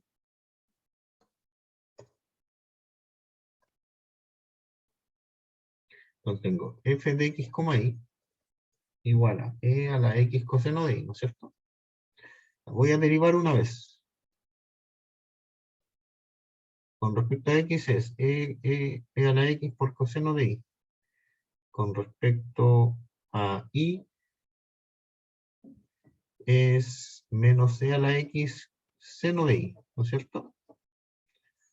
Voy a derivar de nuevo la f ahora. Con respecto a x. Va a ser e a la x coseno de y, ¿no es cierto? puede derivar de nuevo la f con respecto a y. Ya, dos veces la derivada. Entonces va a ser menos e a la x por coseno de y, ¿no es cierto? Entonces la hessiana de f en 0, 0 va a ser esto evaluado en 0, 0, ¿no es cierto? Eso evaluado en 0, 0. Después la diagonal va a ser eso evaluado en 0, 0. ¿Ya? Después, me falta una, ¿no? Me falta la mixta. Ya, la derivada de f, la derivada mixta. ¿No? Falta esa. Eso sería derivar eso, ¿no es cierto? La derivada con respecto a y, sacar la derivada respecto a x de la derivada con respecto a y. Entonces, miremos la fórmula de acá. ¿Cuánto es? Entonces es menos e, no, a ver, miento. Es respecto a x, ¿no? Ya. Entonces, menos c a la x por seno de y, ¿o me equivoco? Entonces, tiene eso, ¿no? Acá no sé para qué no tengo ni mejor lo voy a anotar así con paréntesis. 0, 0, 0, 0. Y acá lo mismo. Me faltó uno. ¿No? Entonces hay que evaluar nomás. Veamos. Ya. La segunda derivada es evaluada en 0, 0 respecto a x. Entonces sería e a la 0 va a dar 1, coseno de 0 va a dar 1, entonces va a dar 1. ¿Sí? Después acá, la segunda derivada, pero ahora con respecto a y, ya, acá me faltó un y, ¿no? Esa es la segunda derivada. ¿Ya? Pero ahora con respecto a y, eso va a dar menos e a la 0, que es menos 1, por coseno de 0, que es menos 1. ¿Sí? Y después esto de acá evaluado en 0, 0. Eso va a ser, el seno de 0 vale 0, así que acá va a quedar 0. ¿Sí? Y ahí está entonces. Eso debería ser 1, 0, 0 menos 1. Ahí está. ¿Ya? Y ahora forma el polinomio de Taylor. ¿Se ve cómo se forma el polinomio de Taylor o lo hacemos mejor? Yo creo que mejor lo hacemos, ¿no? Pues hagámoslo. El gradiente era 1, 0. El gradiente era 1, 0 y la hessiana es esa matriz. Lo estoy entrando acá porque voy a cambiar de diapositiva. O sea, de página. 1 menos 1, 0. Entonces, miren, hagamos el polinomio de Taylor. Bueno, P de x, y lo voy a poner así ya, pero no estoy tanto.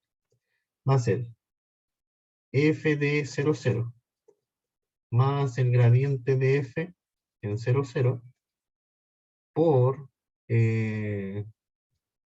¿cómo se llama? Bueno, eso, x, y. Porque estoy al x, y le resto el 0, 0, así que por eso queda x, y. Más un medio, voy a ponerlo así, xy, por la hessiana, 1, 0, 0, menos 1, por xy. ¿Ya? Ok. Entonces, ¿cuánto queda acá? F de 0, 0. El F era, les recuerdo, el F de x, y era e a la x por coseno de y. Ya, F de 0, 0 entonces es 1, ¿no? El gradiente dijimos que era 1, 0. Entonces, producto punto con x, sí. Y acá hay que multiplicar con cuidado. Entonces va a dar 1 medio por x. No, es x. X. Después da menos y, me parece. ¿Sí? Por x, sí. Después acá está el 1, acá hago el producto punto, el 0 por y da 0, así que queda x nomás, ¿cierto? Pues más un medio de x cuadrado menos y cuadrado, ¿no es cierto? Se multiplica esas dos matrices. Entonces ese es el polinomio de Taylor. ¿Sí? Ese es el polinomio de Taylor. Bueno, creo que también lo pusimos factorizado. Ya, ¿y qué es lo que pasa geométricamente? Pasa lo que debiera pasar, digamos, cerca del 0,0 al menos. Y acá estamos en una gráfica cerca del 0,0. Esta es la gráfica de la f, ya de la función original. Uno la mete al computador y esa es la gráfica. Esta es la gráfica del polinomio de Taylor. Miren, eso noten la diferencia, fíjense, ahí está más curvado y acá no tanto. ¿Ya? Y uno puede superponer estas dos gráficas y se da cuenta que en realidad son como bien bastante aproximadas, ¿ya? ¿Qué es lo que tiene que pasarse cerca del 0,0 si queremos que el polinomio de Taylor aproxima a la función? ¿Ya? Entonces, cerca del 0,0 el polinomio de Taylor aproxima bien a la función. ¿Vean? Las gráficas quedan casi superpuestas por completo, casi. ¿Ya? Entonces, es una buena aproximación, esta de orden 2. ¿Ya? Y ojo, estos gráficos se hacen con computador nomás. ¿Ya? ¿Preguntas?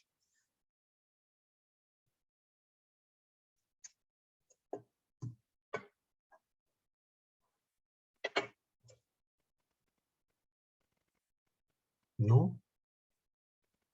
Bueno, esto es un cálculo, ¿ya? Pero lo que quiero que entiendan es la idea que está detrás de todo esto. La idea detrás de todo esto es aproximar funciones por polinomio, ¿ya? Esa es la idea detrás de esto, ¿ya?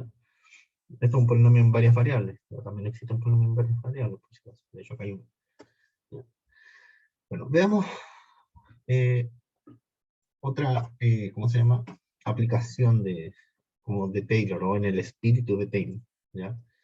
¿Qué es lo que va a pasar? Uno va a tener un campo de vectores, ¿ya? Que va a ser una función de Rn a Rn. Entonces acá de Rn a Rn. Esto no Rn ahí, ¿ya? Y vamos a pedir que las derivadas parciales de primer orden sean continuas, ¿ya? Por ejemplo, una condición técnica. No da lo mismo, pero es una condición técnica. Entonces, ¿a qué le vamos a llamar la linealización de este campo de vector? Que es una función de Rn a Rn. Ya va a ser algo así como, anotémoslo primero, ¿ya? O sea, destaquémoslo primero, mejor dicho. Va a ser f de el campo de vectores evaluado en un punto, ¿ya? Esta es la iniciación respecto a un punto, ¿ya? Eso es la jacobiana, ¿ya? La matriz jacobiana de la función, por x menos x0. ¿A qué se parece eso? ¿A qué se parece eso? Ese tipo de fórmula.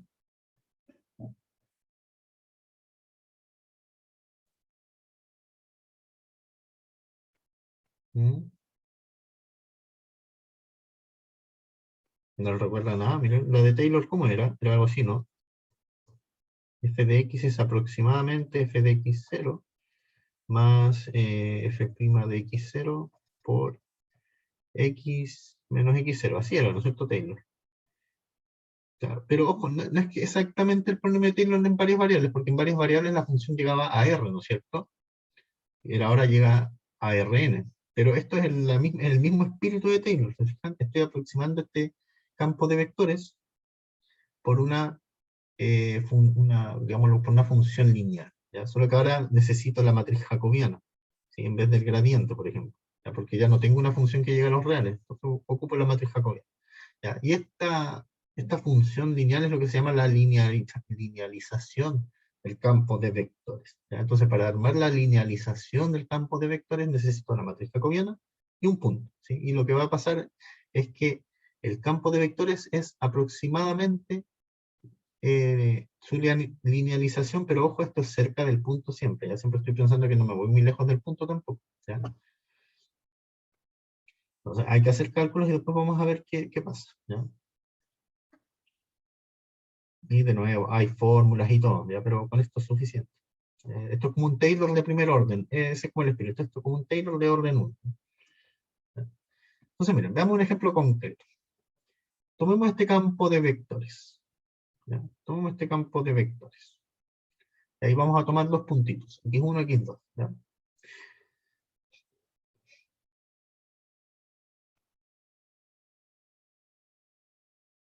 Y a propósito, acá están los gráficos de estos campos de vectores, ya como si uno los mete al computador y ve cómo son estas flechitas, uno va dándole valores a x ahí, miren.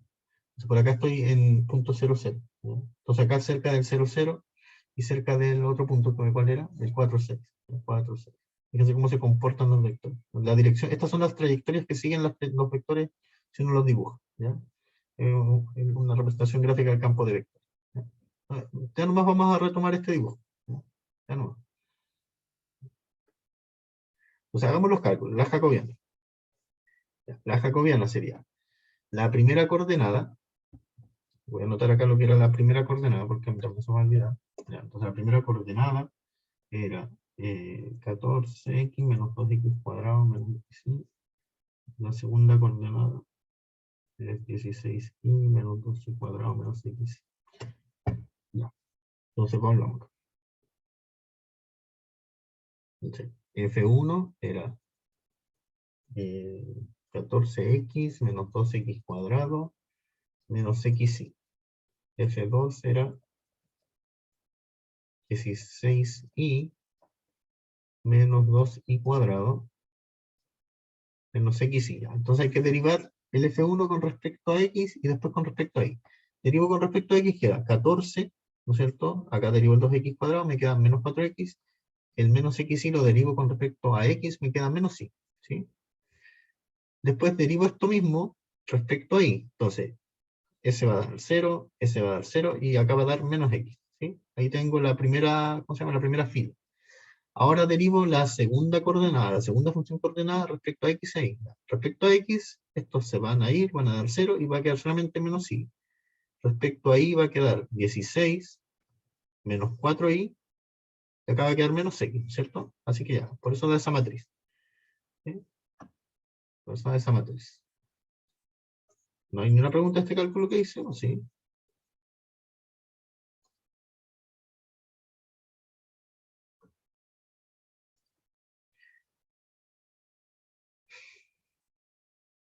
Ya, entonces, si aplicamos eso cerca del punto 00, veamos que nos da lo que está anotado acá, ¿ya? Para ir completando. Entonces, f de x, lo voy a hacer cerca del 00, ¿ya? Y después les dejo a ustedes el otro punto. Entonces, teníamos... se me olvidó la matriz, perdón. ¿Cómo era la matriz? No.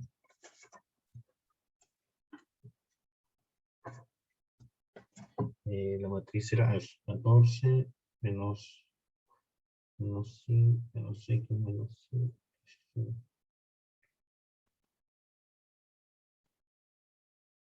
Ya. Pues sabemos que va. Y la función puntero. Ahí. Ahora sí, voy a anotar todo lo que vamos a necesitar para que no nos perdamos, ¿ya? Entonces, la función era f de x, y igual 14x menos 2x cuadrado menos xy, 16y menos 2y cuadrado menos xy. ¿Ya? Esa es mi función. Mi matriz jacobiana, no, J si quieren anotar, la matriz jacobiana, así parece que no entiendo de es 14 menos 4x menos y menos x menos y 16 menos 4y menos x, ¿no? Eso creo. Ya, entonces la matriz jacobiana en 0, 0 da ¿cuánto? 14, 0, 0, 16. ¿Sí? La función en 0, 0 da 0, 0, creo que da 0, ¿no? Sí, da 0. ¿Sí? Por lo tanto, f de x, y es aproximadamente, dijimos era f de x, f de 0, 0, ¿no es cierto? Más la jacobiana de f en 0, 0, ¿sí? Por xy en este caso, o bueno, x voy a tener que anotarlo, como así, creo, para poder hacer el producto. ¿Ya? Entonces va a dar, vamos, ¿cuánto es? 14, 0, 0, 16, por xy, y eso es 14x,16y, que en coordenadas normales, entonces f de x, y es aproximadamente 14x,16y, si lo representamos vector como siempre. Y por eso es que da el primero, digamos. ¿Pueden hacer el segundo ustedes? Con la información que hicimos. ¿O quieren que lo hagamos también? Sí. Este es el primero, el que acabamos de hacer. ¿Ese lo pueden hacer ustedes? ¿O no? ¿O lo hacemos nosotros?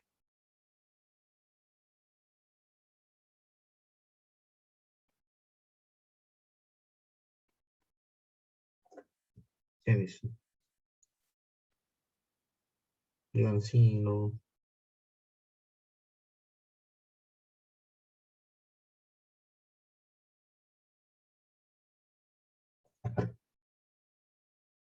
Sí, no.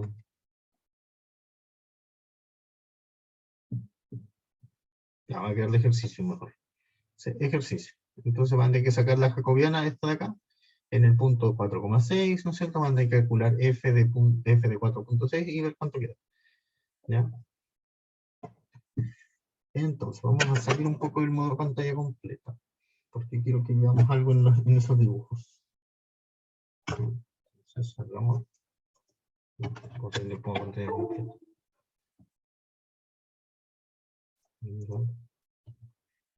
Entonces,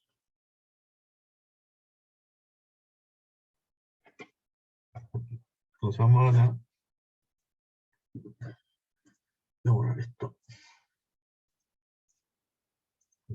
Vamos a borrar acá. Que vi la gatilla, por dónde está. Ya, no, todavía no llegamos a esto.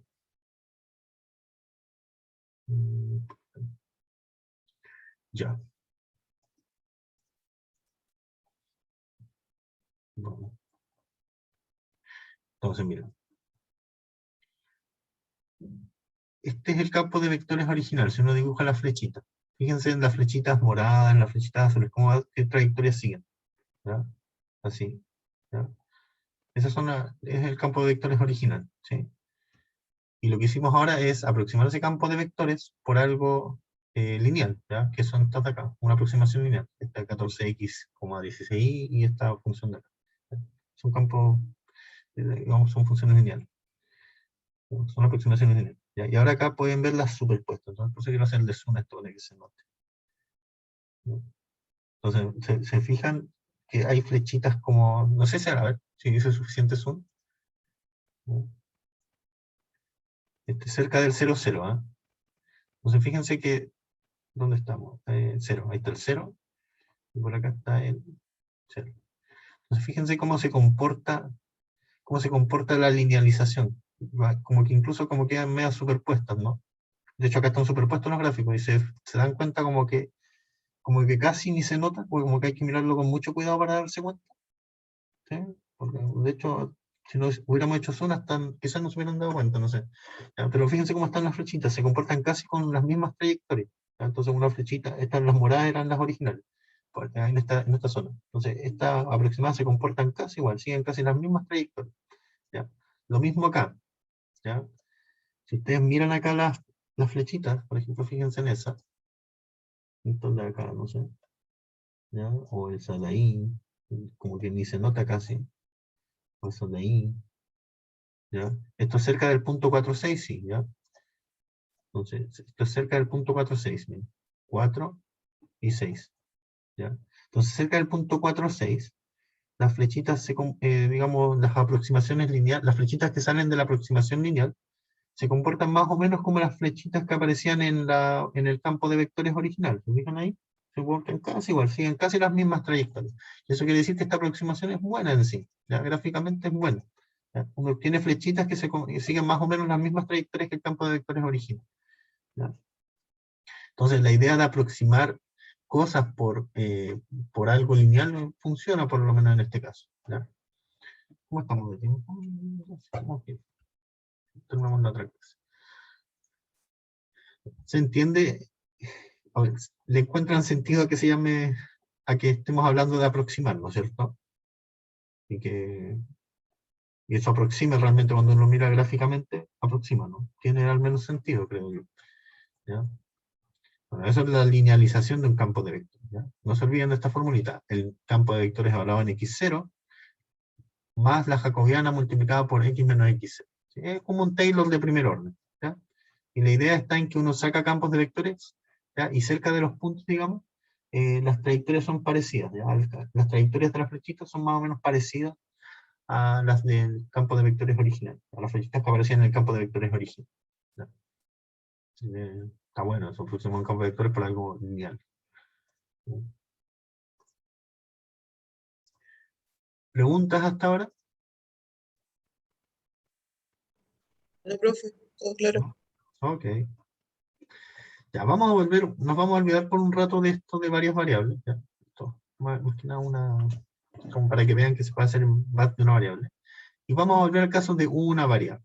¿Ya? Al caso de una variable.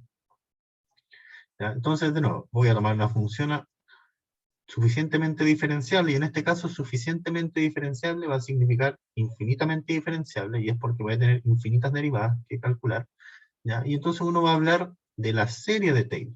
¿Ya? Y no se asusten con esta fórmula porque es la misma que aparecía en el polinomio de Taylor, solo que ahora aparece desde k igual 0 hasta infinito. ¿Sí? Ya ahora la suma no es finita, sino que es la misma suma que aparecía, o digamos, se forma con los mismos sumandos que se ocupaban para el polinomio de Taylor. ¿Ya? Ahora tomo la serie de eso, digámoslo así, ¿ya? O el límite de ese polinomio. ¿Ya? Entonces, la serie de Taylor va a ser eso, ¿ya? Esta expansión completa, ¿sí? Con infinitos términos. Y recibe un nombre especial cuando tomo el x0 igual 0. ¿Ya? Cuando acá reemplazo 0, eso se llama serie de Maclaurin. ¿Ya? Es un nombre especial. ¿Ya? Serie de Maclaurin. Maclaurin, no puedo decir. Maclaurin. ¿Ya? Volvamos a pantalla completa, porque yo necesito hacer zoom. Por ahora. Y entonces, uno puede calcular las series de Maclaurin de algunas funciones, ¿ya? Y en realidad vamos a hacerlas para las que ya teníamos. ¿Ya? Teníamos la función seno, ¿sí? La función coseno, la función a la x. ¿A qué me refiero con que teníamos eso? A que teníamos sus polinomios de Taylor.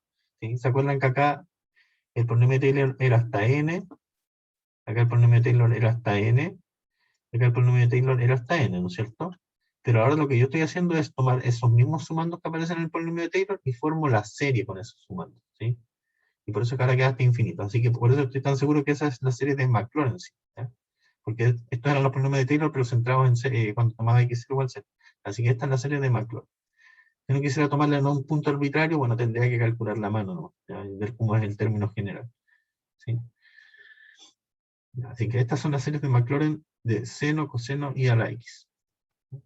Como ya sabíamos los polinomios de Taylor en x igual 0, pues fueron fáciles de sacar. ¿Ya?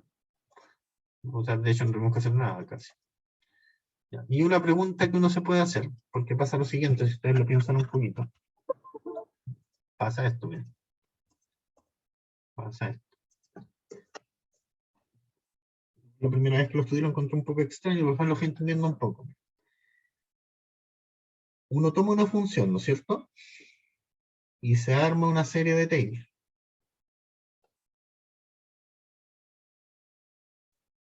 ¿Sí? Que puede converger, no converger, o bueno, puede converger o no.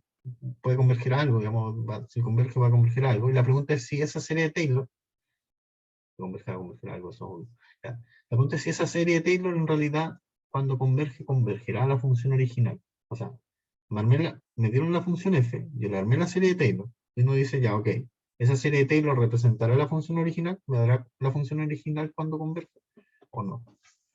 ¿Sí?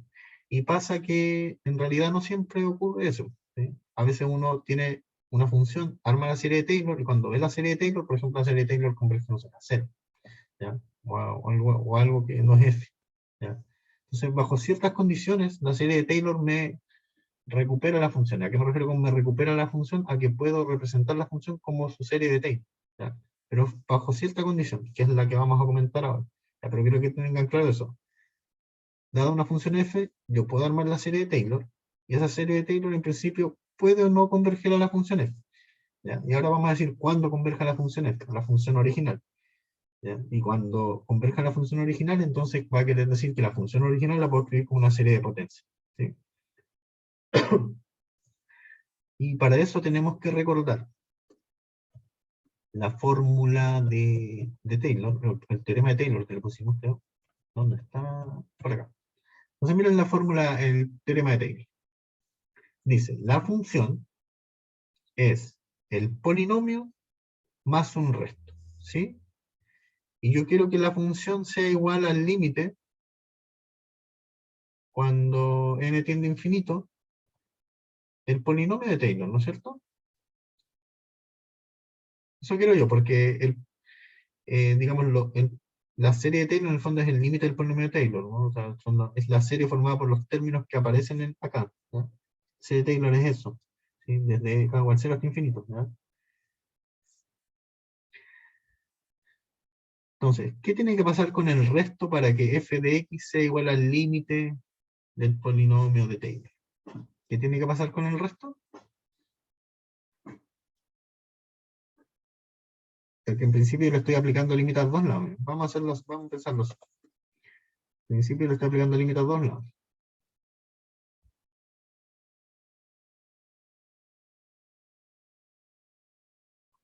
En fin. Entonces le voy a aplicar límite acá. Esto es como el es como medio informal, ¿ya? Pero le voy a aplicar límite acá. ¿Ya? ¿Sí? Entonces esto va a quedar el límite del polinomio, ¿no es cierto?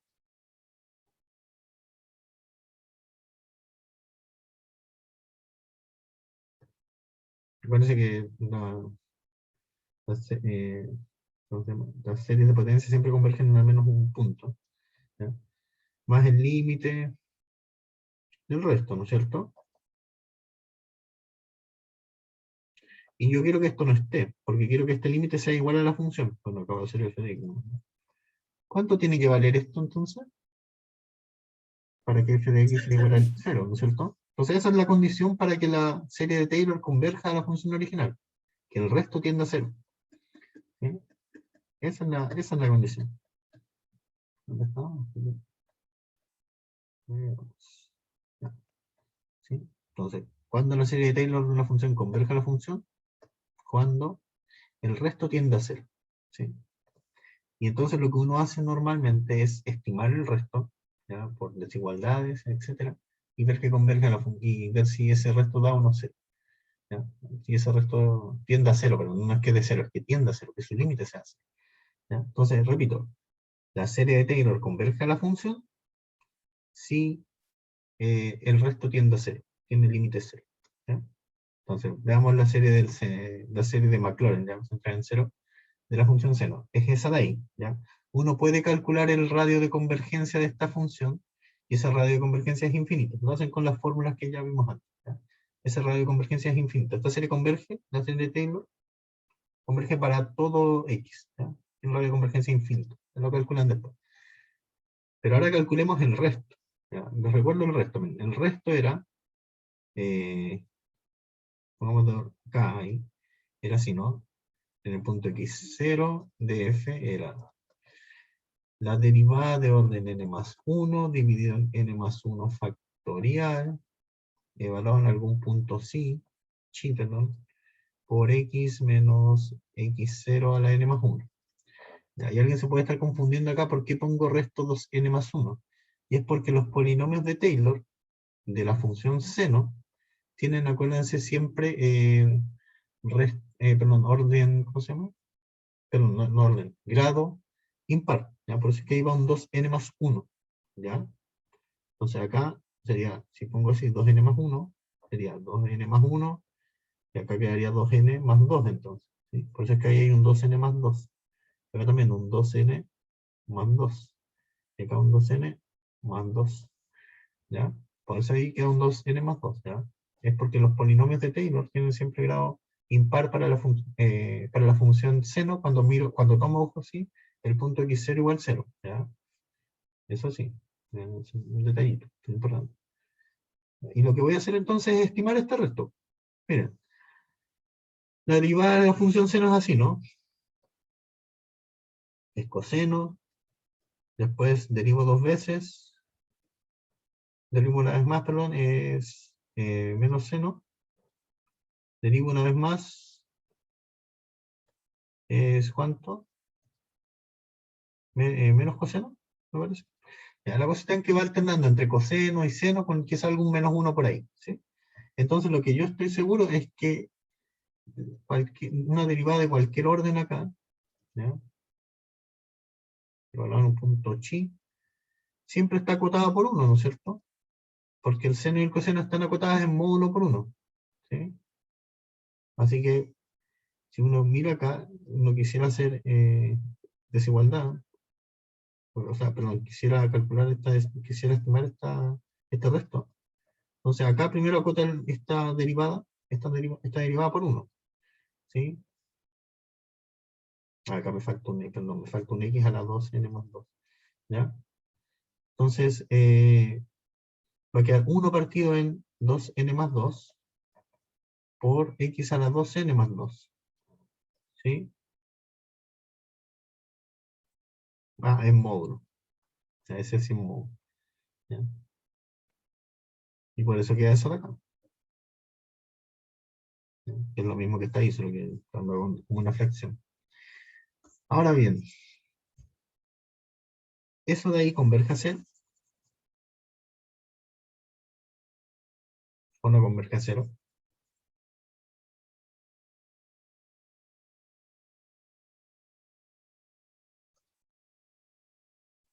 Voy a anotar acá la serie de Taylor.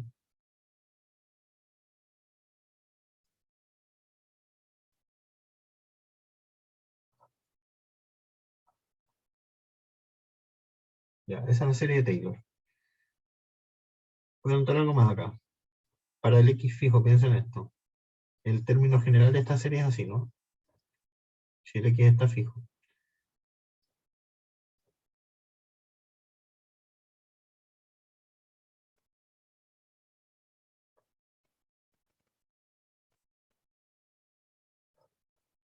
Ya.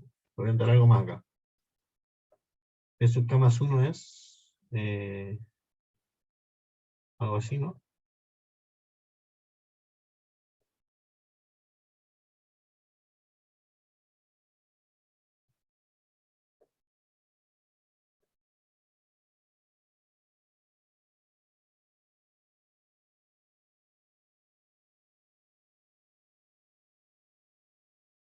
O sea, no, sí, está bien, pero es la que quiero. Ya, a ver, converge a cero, voy a anotar es casi lo mismo, que no le hagan nada sentido. A ver si les doy una pista con esto. Necesito la del, esta es la serie, serie de Maclaurin ¿cómo se llama esta función? Coseno de X. Ya. Entonces B sub K es ahora casi lo mismo. Tienes que dar una pista, a ver si se dan cuenta. Que el argumento es como simple, pero tiene un truco. ¿Ya? Eso. Ahora sí, 2 camas, y acá 2 camas. Y acá piensen que el X está fijo. Ya, esta serie de Maclaurin, que es la de la función coseno, también tiene radio de convergencia infinita.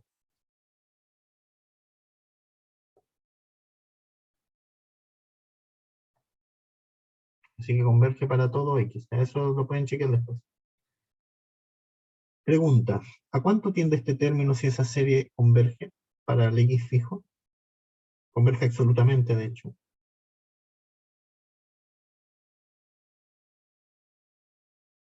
Dentro del intervalo de convergencia. ¿A cuánto tiende? Ok. O sea, estoy diciendo el límite de B sub K cuando el X está fijo, cuando K tiende a infinito, es 0. ¿Cuánto es el límite cuando K tiende a infinito de B sub K más 1?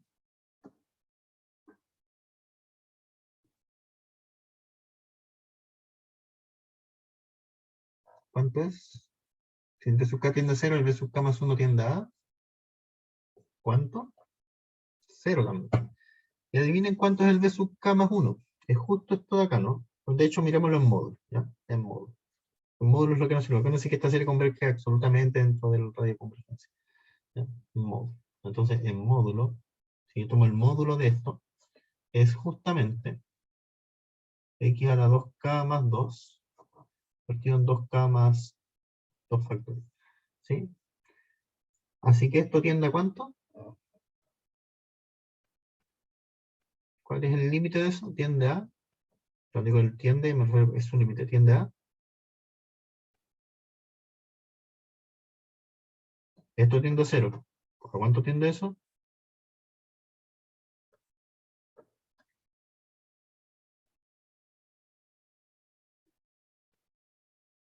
Ahí. Estoy dando todas las pistas para que me digan cuánto es eso. Esto tiende a.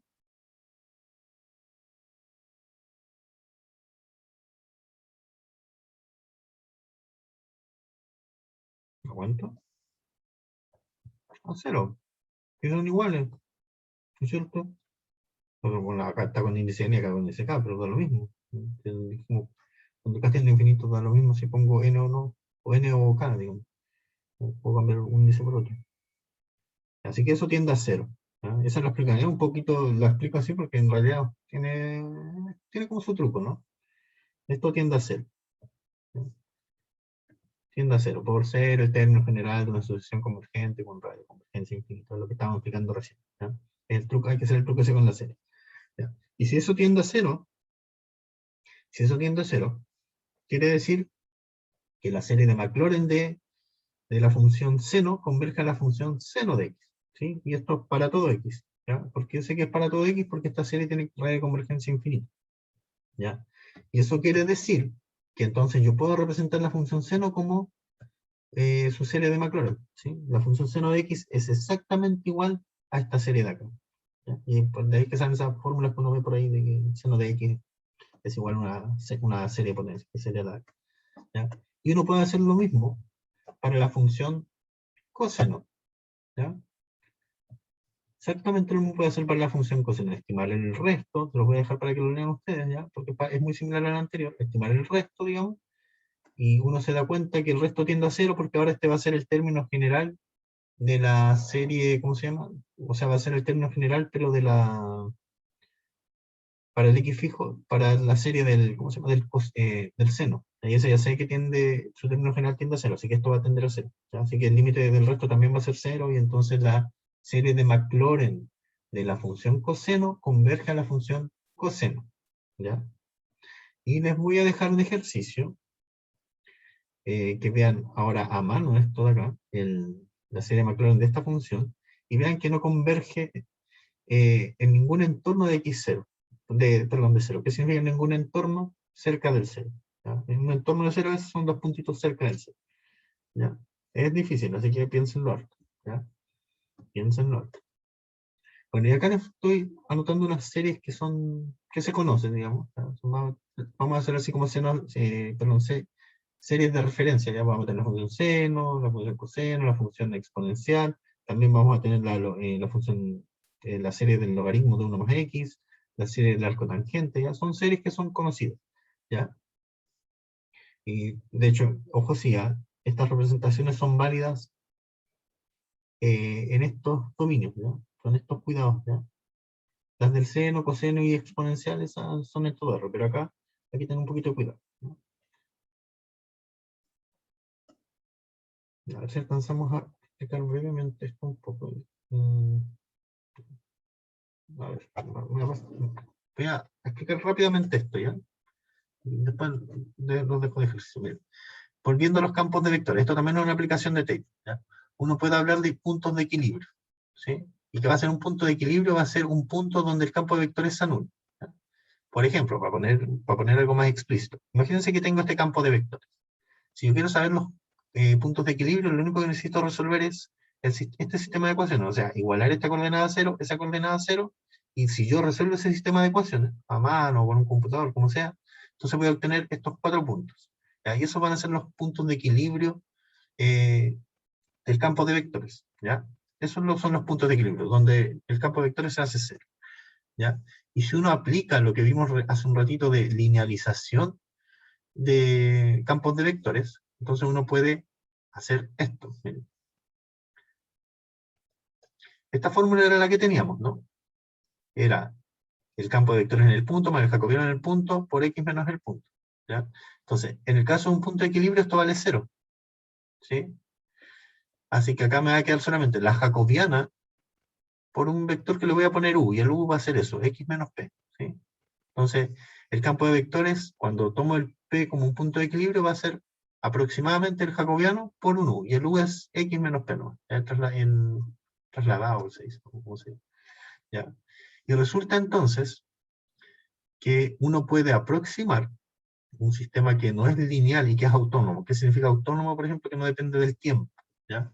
Acá está todo en X, ¿ya? No, es autónomo, no depende del tiempo. ¿Ya?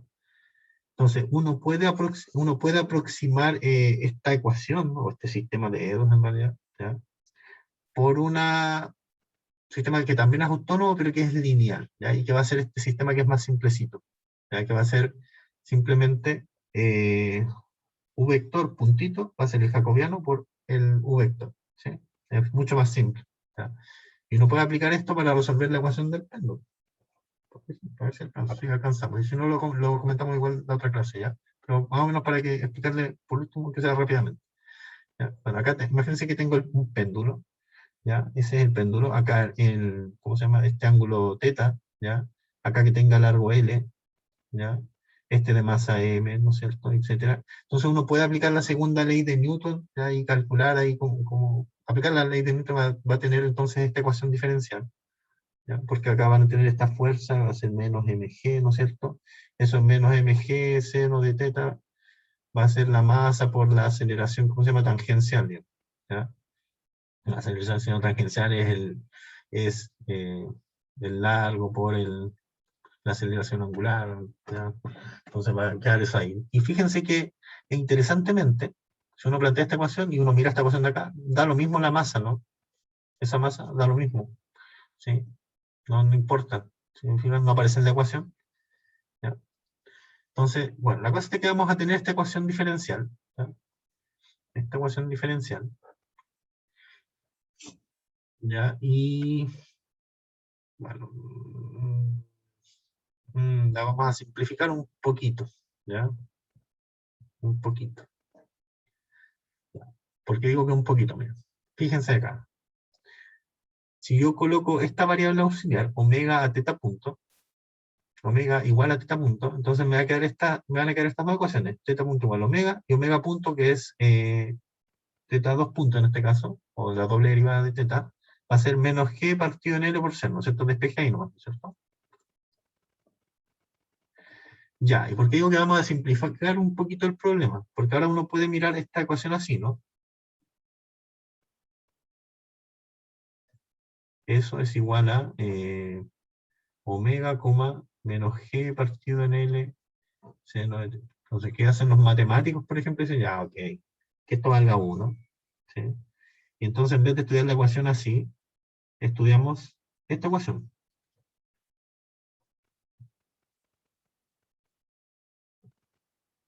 Que en realidad no es una ecuación, es un sistema, ¿no? Hay dos ecuaciones, ¿sí?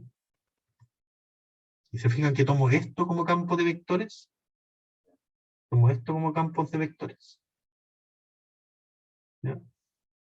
Y aplico lo que vimos recién, ¿ya? Pero o sea, como estamos cortos de tiempo, vamos a tener que explicar este ejemplo en la otra clase, ¿ya? Pero por lo menos para que iniciáramos un poco de este tema. ¿Ya? Entonces, la clase siguiente vamos a tomar este campo de vectores y vamos a linealizar la ecuación, ¿ya? Y con eso va a quedar más simple todo, ¿ya?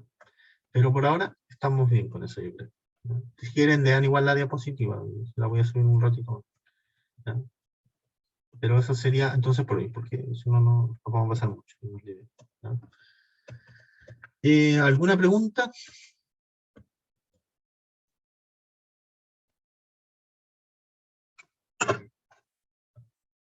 ¿Ninguna pregunta? No, profe. No, bueno, vamos a seguir el martes entonces, ¿ya? Pero repasen lo que vimos hoy día, por favor, ¿ya? Eso entonces, nos veríamos el martes.